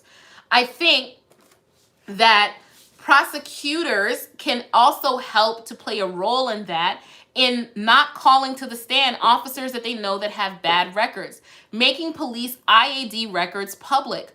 Any record that I have where there's been something sustained against me, it hasn't been, but I'm saying if I commit some type of misconduct hypothetically as an attorney, and the Attorney Grievance Commission sustains a complaint against me and finds that I did commit misconduct or that I did commit ineffective assistance of counsel, and they sustain some type of complaint against me, that becomes public record and everyone knows about it. The same thing for judicial disabilities. If a judge does something that causes them to in some way abrogate their duty as a judge, they are sanctioned in public and it becomes a part of the public record. The same thing goes to prosecutors. Police are the only ones that are shielded in that way, where they can have all this internal review. There's no outside body that's reviewing what they do. It's an internal body that reviews what they do.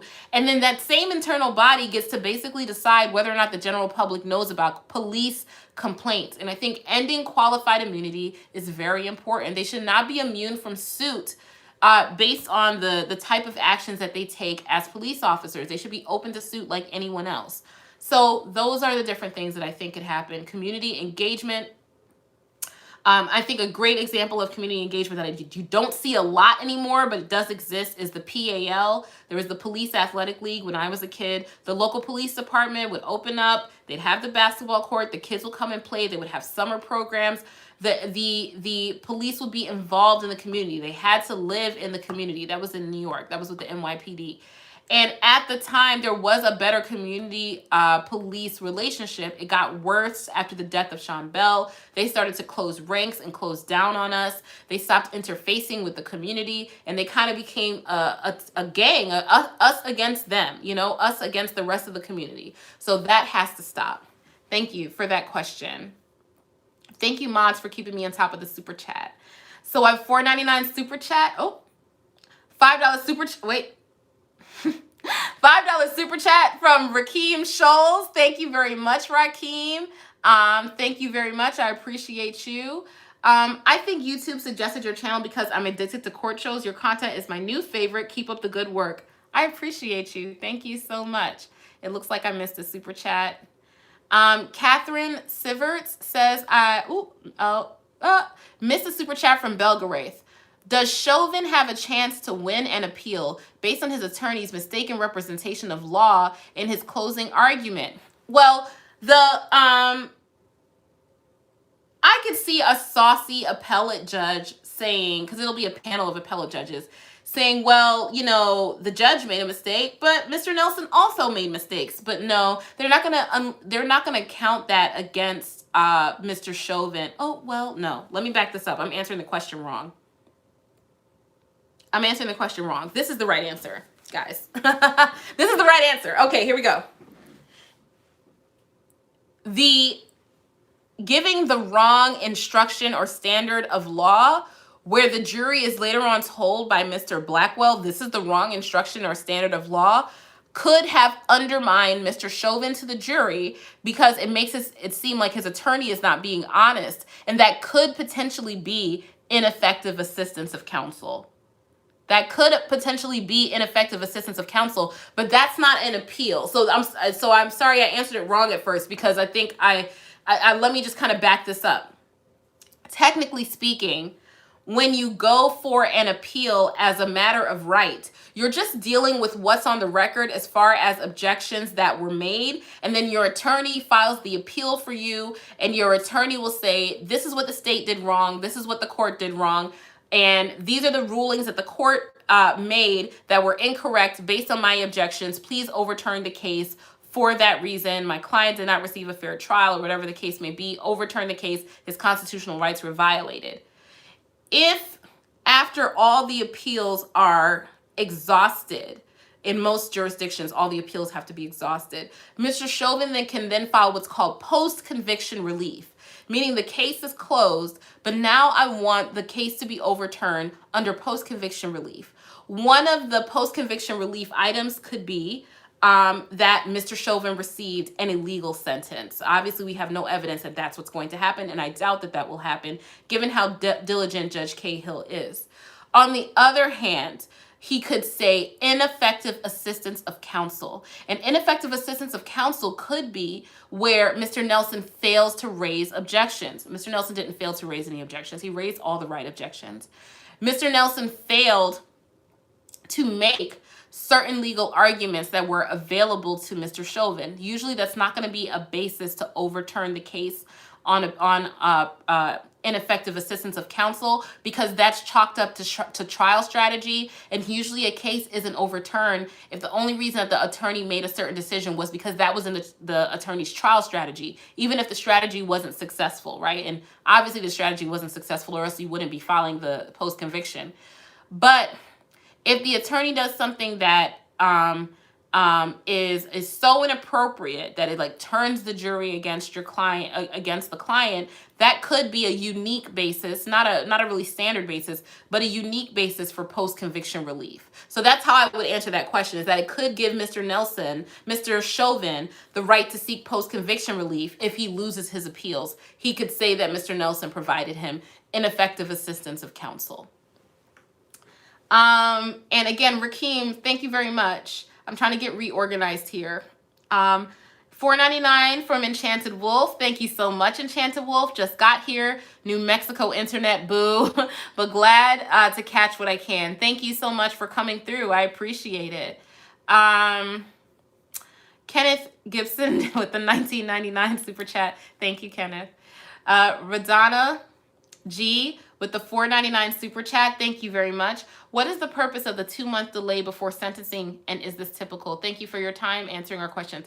For a murder trial, it's not outside the realm of possibility. It's actually quite typical. So they need to run what's called a preliminary sentencing investigation. We have that in my state as well. And a preliminary sentencing investigation is usually the Department of Parole and Probation, or the Department of Pretrial Services, or the Division of Corrections, some different body that has to do with sentencing, will go and look at Mr. Chauvin's background. And depending on the state, that can be very, very comprehensive, or just very, precursory, right? So, for example, in Maryland, we have what's called a short form PSI, short form preliminary sentencing investigation, where they're just going to run his criminal record. Hey, boo, miss you too. My friend is here. Hi. Where they're just gonna run a look at what type of criminal record this person has, and that's it. A long form preliminary sentence investigation can take months. The short form can be very slow, but can be very fast. But the long form one can take like a month to a month and a half. And in the long form PSI, which is what Mr. Chauvin is going to get because he's convicted of murder, it's a very serious case. In a long form PSI, they're going to be looking at his background. You know, they're going to be looking at his employment history, any mental health history, his family history, where he grew up. Anything like that that can go for or against Mr. Chauvin as far as sentencing is concerned. And the defendant has a right to participate in the PSI. That means that he gets to talk to the person that's doing the PSI, the preliminary sentencing investigation evaluation, and give them any information on his background that he thinks will help them in determining the type of sentence to be given. The PSI will also sometimes calculate the guidelines. So they'll come up with their own guidelines based on what they find out in that investigation. So that can take in and of itself a month to a month and a half, sometimes more. And then the defense and the prosecution are going to write what's called sentencing memos. So it is advisable, although not required, but it's something that I do in your more serious cases, or even sometimes a district court in a less serious case, but where it drags out or it's very complex. You're going to write a memorandum in support of the sentence that you think that the court should impose on your client, right? If you want the judge to give your client a sentence under the guidelines, you're going to put together a bunch of letters of recommendations from his family and his loved ones. You're going to put together references. You're going to get your client a mental health evaluation. That's always really, really helpful. You're going to show that your client did mental health treatment after this thing happened. And you're going to write up this memorandum for arguing why the judge should not sentence your client above or at the top of the guidelines, right? Why they should go under. And the state is going to do the same, but just arguing in the other direction, right? So that's why it takes a while. Those memoranda, that memoranda of law is going to take a while to write, and the preliminary sentencing investigation is going to take a while to come up with. So that's why he gets that much time for sentencing. They need to take their time with something like that. It's very serious. It's very serious. 10 years, 12 years, whatever it is, even if it's over the guidelines, the maximum penalty is 40 years, and the judge could sentence up to the maximum, although I don't think he will. That's a significant chunk of someone's life. They have to take it very, very seriously. Okay, from Cairo with a CHF, $10. Tell me what a CHF is, guys. Switzerland. Yay. Hi, Natalie. I love your insight on this case. What is your opinion on the length of prison sentences in the U.S.? In Switzerland, the absolute maximum sentence is 20 years. Oh, thank you for that question. So I think for, again, I'm more into restoration than retribution. So I believe in giving people an opportunity to make their life better, right? And to improve themselves and to be a contributing member of society. Having said all that, I think that there are certain offenses for which a person should receive life in prison without the possibility of parole. So I know some people don't agree with that. I know that my husband doesn't agree with that. I don't think he really agrees with life without parole. I think he thinks that people should always have the possibility for parole. But I don't think 20 years is enough time to consider something where someone is killed and they're a child, someone is assaulted and they're a child, multiple people are killed, torture, things like that, really egregious conduct. I don't think that parole should be a possibility, but I'm also against the death penalty. So that's how I feel about that. And that worldview is probably formed by being, you know, someone who was born and raised in the United States. That alien guy with the $5 super chat. Thank you so much, that alien guy. Can the sentence for federal crimes be stacked consecutively? Is it unconstitutional to do that for one crime with multiple charges? It is not unconstitutional to stack crimes consecutively if there's different elements for the offense and if the statute already calls for them to be stacked consecutively. And it is completely acceptable, and what should happen when someone is convicted of both state and federal offenses for them to be stacked on top of each other. That's a matter of necessity because state charges are served in state prisons. Federal charges are served in federal prisons. And so they should stack one on top of the other. It is rare for someone to be convicted in state court and federal court. Usually the feds go after you if they don't think that the state is going to pursue you, or they want to just take over because they really have an interest in this particular case. Some type of financial crime sometimes falls under that. And so it's not common that it happens, but they are sentenced consecutively. Eric Varela with the $4.99 super chat. Thank you very much, Eric. Place a percentage on a successful appeal on this trial, please. A best guess percentage. Oh, you know, I hate doing that. I hate doing percentages. I hate doing predictions. You know, some lawyers like get on TV and they do all these predictions, and I'm just like, how are you comfortable doing this?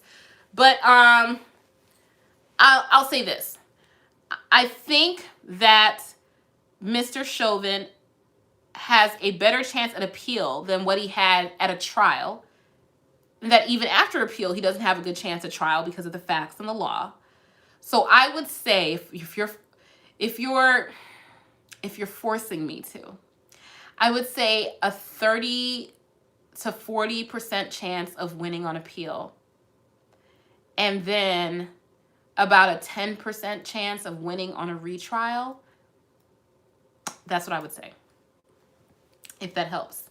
But it doesn't matter what I think, because all of these things are unpredictable. But given the law, I think that too many things were in Judge Cahill's discretion, and I think that he stated enough reasonable bases for reaching his decisions, and his decisions were at balance fair, because he did things the defense didn't like and things the state didn't like, things the state did like and things the defense did like, that I think it's very unlikely that an appellate court will overturn it on appeal. But given the failure to sequester, the denial of the motion to sequester, and the denial of the motion to move the trial elsewhere, I think it's a possibility it could be overturned by about 30 to 40%, which is a pretty high percentage, but still not more likely than not. Not more likely than not. Thank you for that question. $4.99 from Remods. Thank you, Remods. Why doesn't BLM, Black Lives Matter, gather in the tens of thousands for the 7-year-old girl gunned down, but they do for George Floyd, who put himself in the situation by being a criminal? Well, I think that that's an interesting question. So, first of all, it was not only Black Lives Matter that was gathering in the tens of thousands for George Floyd, because it was everyone. People that were law enforcement, people that were, apolitical, people that had never marched a day in their life, Black Lives Matter came out after the death of Michael Brown in St. Louis. That's when it came out. And so people that weren't even involved in the political process at that time became emboldened by what happened to George Floyd. So the reason I think that people became emboldened by what happened to George Floyd and what galvanized them to take to the streets had nothing to do with Mr. Floyd being a criminal or not being a criminal, had nothing to do with him being an angel or a good person or anything like that. It had to do with him being a human being, because being a human being in the United States of America, we do not allow for extrajudicial executions. So we don't allow for police to be the judge, jury, and executioner, and the maximum possible sentence for being a drug addict or passing a fake $20 bill is not a death penalty. So by default, the police are not supposed to kill the guilty, and they're not supposed to kill the innocent. They're not supposed to kill anyone. And this was avoidable, and there was no reason for Mr. Floyd to die that day. And so that's why I think everyone, not just Black Lives Matter, which, Black lives do matter, not just everyone, not just Black Lives Matter, but everyone came out into the streets because of what happened to Mr. Floyd being so egregious. If you believe in policing and the maintenance of the respect for the profession of policing, you were incensed by what happened to Mr. Floyd. If you believe in police reform, You were incensed by Mr. Floyd. If you were neutral, you were incensed by what happened to Mr. Floyd. I just think it came with a level of humanity. And just because Mr. Floyd committed a crime previously for which he served a sentence and did his time and gave back his time to society, did pay back his debt to society, does not make him by status a criminal. He's a human being. People commit crimes, right? People can have felony convictions, but people are not criminals. People are people, right? And he deserved to live. And so that's what that was all about. And if you think that the community does not, especially the Black Lives Matter community, does not rally around the death of children at the hands of gun violence, then you're sadly mistaken and misinformed. There are many Unite the Community rallies, anti-gun violence rallies, stop the violence rallies that happen on a daily basis in Black communities in particular. So the Black community, right, instead of just saying BLM, talk about who you're talking about, Black people are very much invested in restoring our communities, especially our less economically advantaged communities, and making sure that gun violence does not take away our next generation. So we have been marching in the streets about those things. And if you don't know, it's because you're not paying attention and you don't want to pay attention. But thank you for your question. Christian Buscemi with the $5 super chat. Thank you so much. Hey, appreciate all your work. Did you discover any motion in limines regarding Floyd's criminal record or history? Yes, they dealt with that weeks ago, back when they started doing voir dire and things like that. So Mr. Nelson did try to introduce evidence about Mr. Floyd's criminal record, all of it, including the one that I think involved a robbery or something like that. And Judge Cahill said that they couldn't hear about that. The only thing that they could hear about was the previous arrest that happened in 2019 in Minneapolis, because it showed what Judge Cahill assessed Mr. Floyd behaving in a similar way, agitated, upset, and potentially having consumed drugs during that stop. And that's a similar story to what the defense said happened here, and they're trying to say that that was the reason for his death. So Judge Cahill limited it to only that one previous arrest. It wasn't even a conviction, but Mr. Floyd's criminal record could not come in. I'm transposing names a little bit here, guys, so please excuse me for that. It's just becoming a bit of a tongue twister for me. We have a $10 super chat from T. Hale or Thale 1205. Thank you very much. At Natalie Lawyer Chick, love your content, unbiased opinions and education. I am not unbiased, okay? I have biases. I just try to address them. Thank you for that. But I just try to address them and let you know that they're there. And I try to say, well, the other side would say this. This is what the other side would argue, or this is the better argument. But I definitely have biases. There's no doubt about that. I'm a human being. They exist. Thank you for putting this content into the world. It makes a difference. $10 for a bit of justice served today. Thank you. I appreciate you. $5 super chat from Bellagrath. Hi, Bellagrath. Making a prediction with a percentage is a winner every time. Just like polling in politics. You can't be wrong ever. I said there was a 30% chance. Yeah, see, and that's the thing. It's just like weather people, right? When they're like, there's a 10% chance of rain. And you go outside and it's like, you know, raining. And they're like, you thought 10% chance of rain. That's pretty good. It's going to be a sunny day. But it's pouring rain out there. And they're like, see, I said it was a 10% chance. It could happen. And it happened, you know? So it's like, they're not real predictions. That's why polling doesn't work before elections, and people are always surprised at what happened. There's no way to predict the future. Humans are not good at predicting the future. We don't know what is going to happen from one day to the next. We have no idea. Cheers. So I try to stay out of the prediction business. There's people that are statisticians that like got their face broken in 2016 and 2020. So no thanks.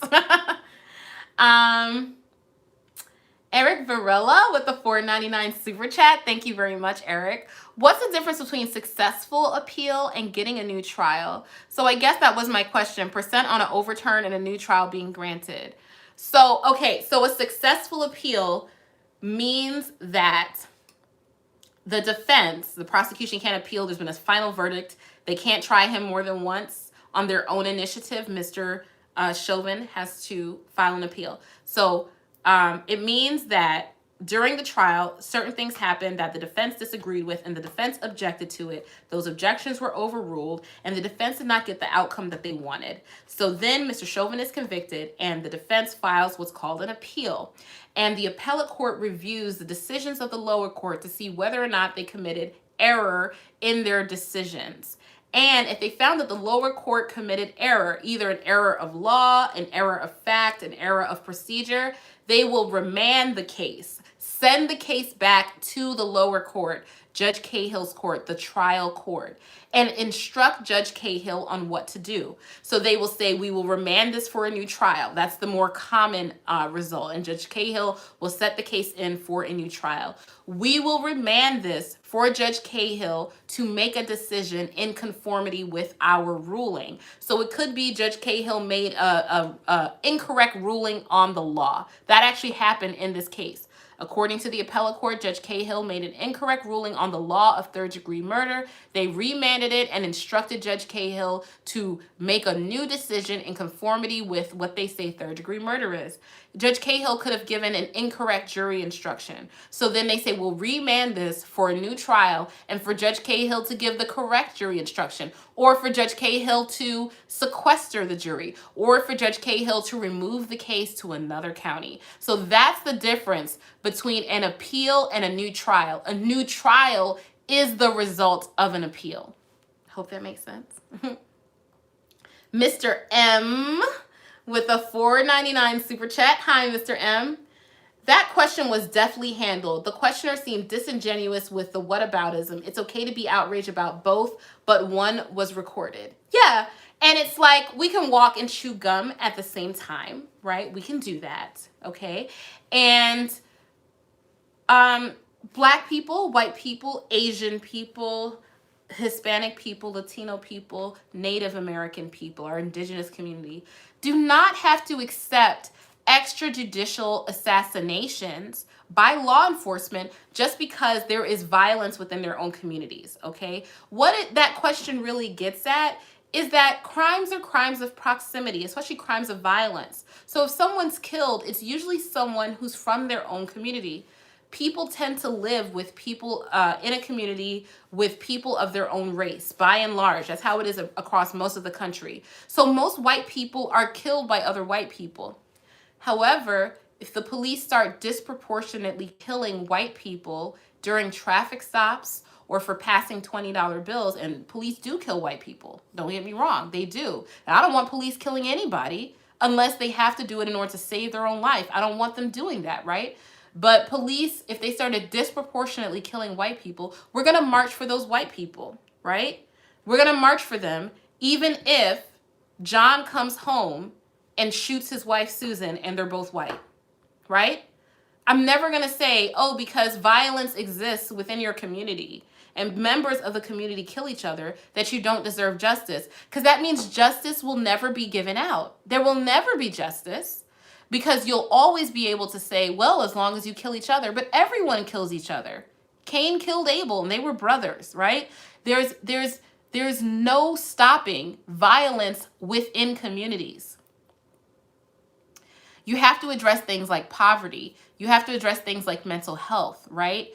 That is bound to happen. That's what law enforcement is there to address. It is there so that you can arrest the wrongdoer, put them through the criminal justice system, and make sure that they go to jail or prison for what they've done.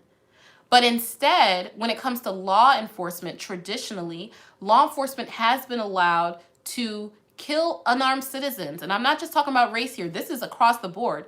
To kill and injure unarmed citizens without any redress from the court system. And that's what people are marching against. That's what people have an issue with.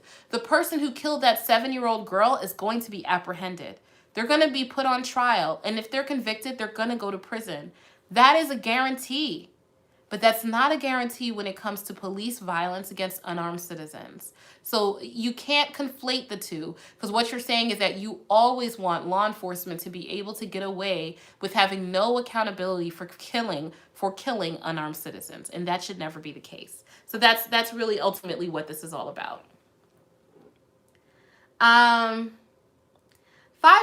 from Bisman RK. Hey, Bisman RK. For Tatum Marcus. Great job, Natalie. Good day, mate. Good day. Kitchen Love, $4.99 super chat. Thank you very much, Kitchen Love. Oh, Kitty Chan Love. I'm sorry about that. The eloquent Reed deserves a tip. I appreciate the $4.99 super chat. Thank you. $5 from Christian Buscemi. Thank you, Christian. Thank you for answering my hard bar question so well. You're very intelligent. It would be a privilege to be in your class just for the knowledge. Thank you. Thank you so much. $4.99 super chat from Kyle Owens. Thank you for the super chat. It says message redacted, so hopefully I'll see your message later on. $4.99 from Amanda Corpitz with a good job super chat. Thank you very much, Amanda. $5 from That Alien Guy. Thank you very much for the super chat. If this gets appealed because of Waters' comments, would that set precedent for all the other cases for appeal that Trump commented on while pending? Yeah, so I think that that's the reason it wouldn't be overturned on appeal, because even though what Waters says, I have a lot of problems with, I don't like it, I wish she hadn't have done that, she should have waited for the verdict. She has a First Amendment right to free speech. And at that point, the jury was sequestered. And there are so many circumstances where not just Donald Trump, but people of all different walks of life who are in the political sphere, elected officials, who have commented on active litigation and open criminal cases before the jury has come back. That's actually happened multiple times. And so they're not going to open the Pandora's box to overturning all of those cases and creating this new type of case law where someone expressing their First Amendment rights can be a basis to overturn the jury's decision. And again, I don't think they'll be able to meet the threshold that the jury will come in and testify and say that they were influenced by what Miss Waters said. I think that's very unlikely. But again, it's a risk that I wish Miss Waters had, even though I love her, I really, really do. I think she's fabulous. I really wish she had not have taken that risk. Just Jace with the 13. Free Chauvin. Thinks y'all blacks can stop me. Chauvin is innocent. Oh dear. Okay, so I guess that I have to do oh dear. I'm sorry. I'm trying to hold on.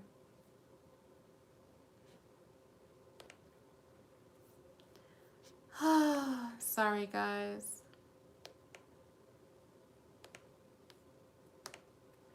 Sorry. The moderators are really, really good. You guys are keeping up great with the chat and everything, but I do just want to make a little caveat that I made at the very beginning of the stream. First of all, we're at 736 people watching. That's a lot of people to stick around, so thank you so much for coming to the live stream. We are allowing all viewpoints here, people that are pro Derek Chauvin, people that are pro George Floyd, people that are pro defense, pro prosecution, conservatives, liberals, Democrats, Republicans, independents. Everyone is welcome here, but we're not going to allow trolling. And by trolling, I mean spamming the comment section with meaningless comments that have nothing to do with what we're talking about. We're not going to allow racial epithets, curse words, or insulting each other. And I mean that from both sides. No insulting of one another. We're not insulting Mr. Chauvin, and we're not insulting Mr. Floyd. We're not insulting the prosecution. We're not insulting the defense. We are analyzing what happened during the case, and I'm here to answer your questions so that you can kind of understand more what happened, okay? So let's keep it cute. Just Jace with a Canadian $13.99 super chat. Thank you very much, Just Jace. Guys, I'm going to ask that at this point, it's 9:13 p.m., that you don't send any more super chats at this point. I want to make sure that I get to all of your super chats and the ones that I've missed so that I can catch up, and then we'll do a closing, okay? Hi from the Great White North. Big fan since day one. Keep it up. Thank you. As a result of the verdict, how do you see current officers' attitudes change towards minor criminal activity that should be a ticket? I think that some officers will be angered by the verdict. Not many, but some. I already think, excuse me, it's allergies.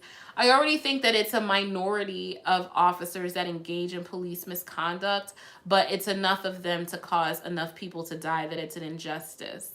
And already today, right while the verdict was waiting to come down, there was video of police pulling, this is a different from the bike case I was talking about earlier, police pulling this young person of color. I couldn't tell if he was black or something else. I think maybe he was a Latino, pulling him off of a bicycle and placing him under arrest just because he was riding his bicycle in the street. And he was a child, right? And it was two of them on top of him, and he was screaming for them to get off of him, that they were hurting him, they were making his stomach hurt. With George Floyd happening, with the Derek Chauvin trial awaiting a verdict, why would you do something like that? Why? For a bicycle being in the street, why would you do something like that? So I think that some are going to be emboldened. I hope that it will lead to police reform, but I think that things have to get worse before they'll get better. That's what I really think. Thank you, Just Jays. $4.99 super chat from Tiara Chisholm. Thank you, Tiara. Thank you so much for coming through. I don't really have anything to say. I just want to say thank you for being you. I love watching all of your videos. Tiara, I appreciate you. Thank you so much. Miss Opinionated with a $5 super chat. Thank you very much, Miss Opinionated. POTUS and Vice POTUS have live press conferences. Good night. Drink water. Thank you. Yeah, and I'll be checking those out later. And again, I want to get to those press conferences. And they also spoke to the family of George Floyd while the verdict was waiting to come back, and then after the verdict came back. And I think that that was a good example. The statement that President Biden made before the verdict came back, but after the jury was sequestered, he said, I hope for the right result. I'm praying for the family. I think that that was much better than what Ms. Waters said. That's an example of, if you want to make an opinion while the jury is sequestered on what's going on and you want to give some thoughts, that's the better way to go. Even though I don't think anyone should really comment on an active case before the jury comes back, if you're an elected official, other than to say you're hoping for justice. But to say, if it's not a guilty verdict, this is what should happen, that's above and beyond. Above and beyond. I have a $30 super chat from Chris Bennett. Have a good night. Have a good night, Chris. Thank you so much. I appreciate you. Okay, so I think that's the end of the super chat. So I'm going to go look for the missed super chats. If moderators could please help me, I appreciate you. Dustin Tucci asked me, what is any precedence do you feel will come out of the case moving forward towards police use of force? I think I've pretty much already addressed that. Hey, Natalie, I have a question for you, if I may. Is it now allowed to call Mr. Chauvin a murderer now, or just until the judge spoke a verdict? He's proven guilty, right? Thanks. I mean, he's guilty. I don't like calling people murderers or criminals or drug addicts, right? I don't like labeling people. But he is technically a murderer, but he is convicted of murder. So in the legal world, we would say convicted murderer Derek Chauvin. That's what we would say. We would not say murderer Derek Chauvin. But technically and factually and according to the law, he's a murderer. Maxine can say she doesn't intend. Oh, dang. Okay. Did I miss any super chats, guys? Uh-oh, Greg. Greg Varju with the HUF 1000. Thank you very much, Greg. Is it okay if I send you an email with some comments and questions about the Chauvin case? Absolutely, no problem. I try to get into my email like once a week. And my email is natalielawyerchick@gmail.com. natalielawyerchick@gmail.com. Thank you so much. Just making sure I haven't missed any super chats, guys.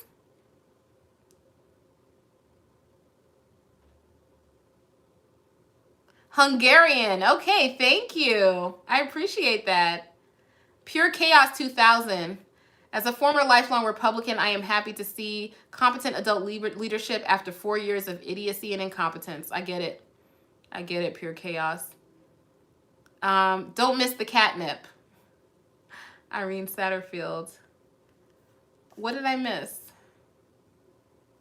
Guys, have I missed a super chat? Just making sure.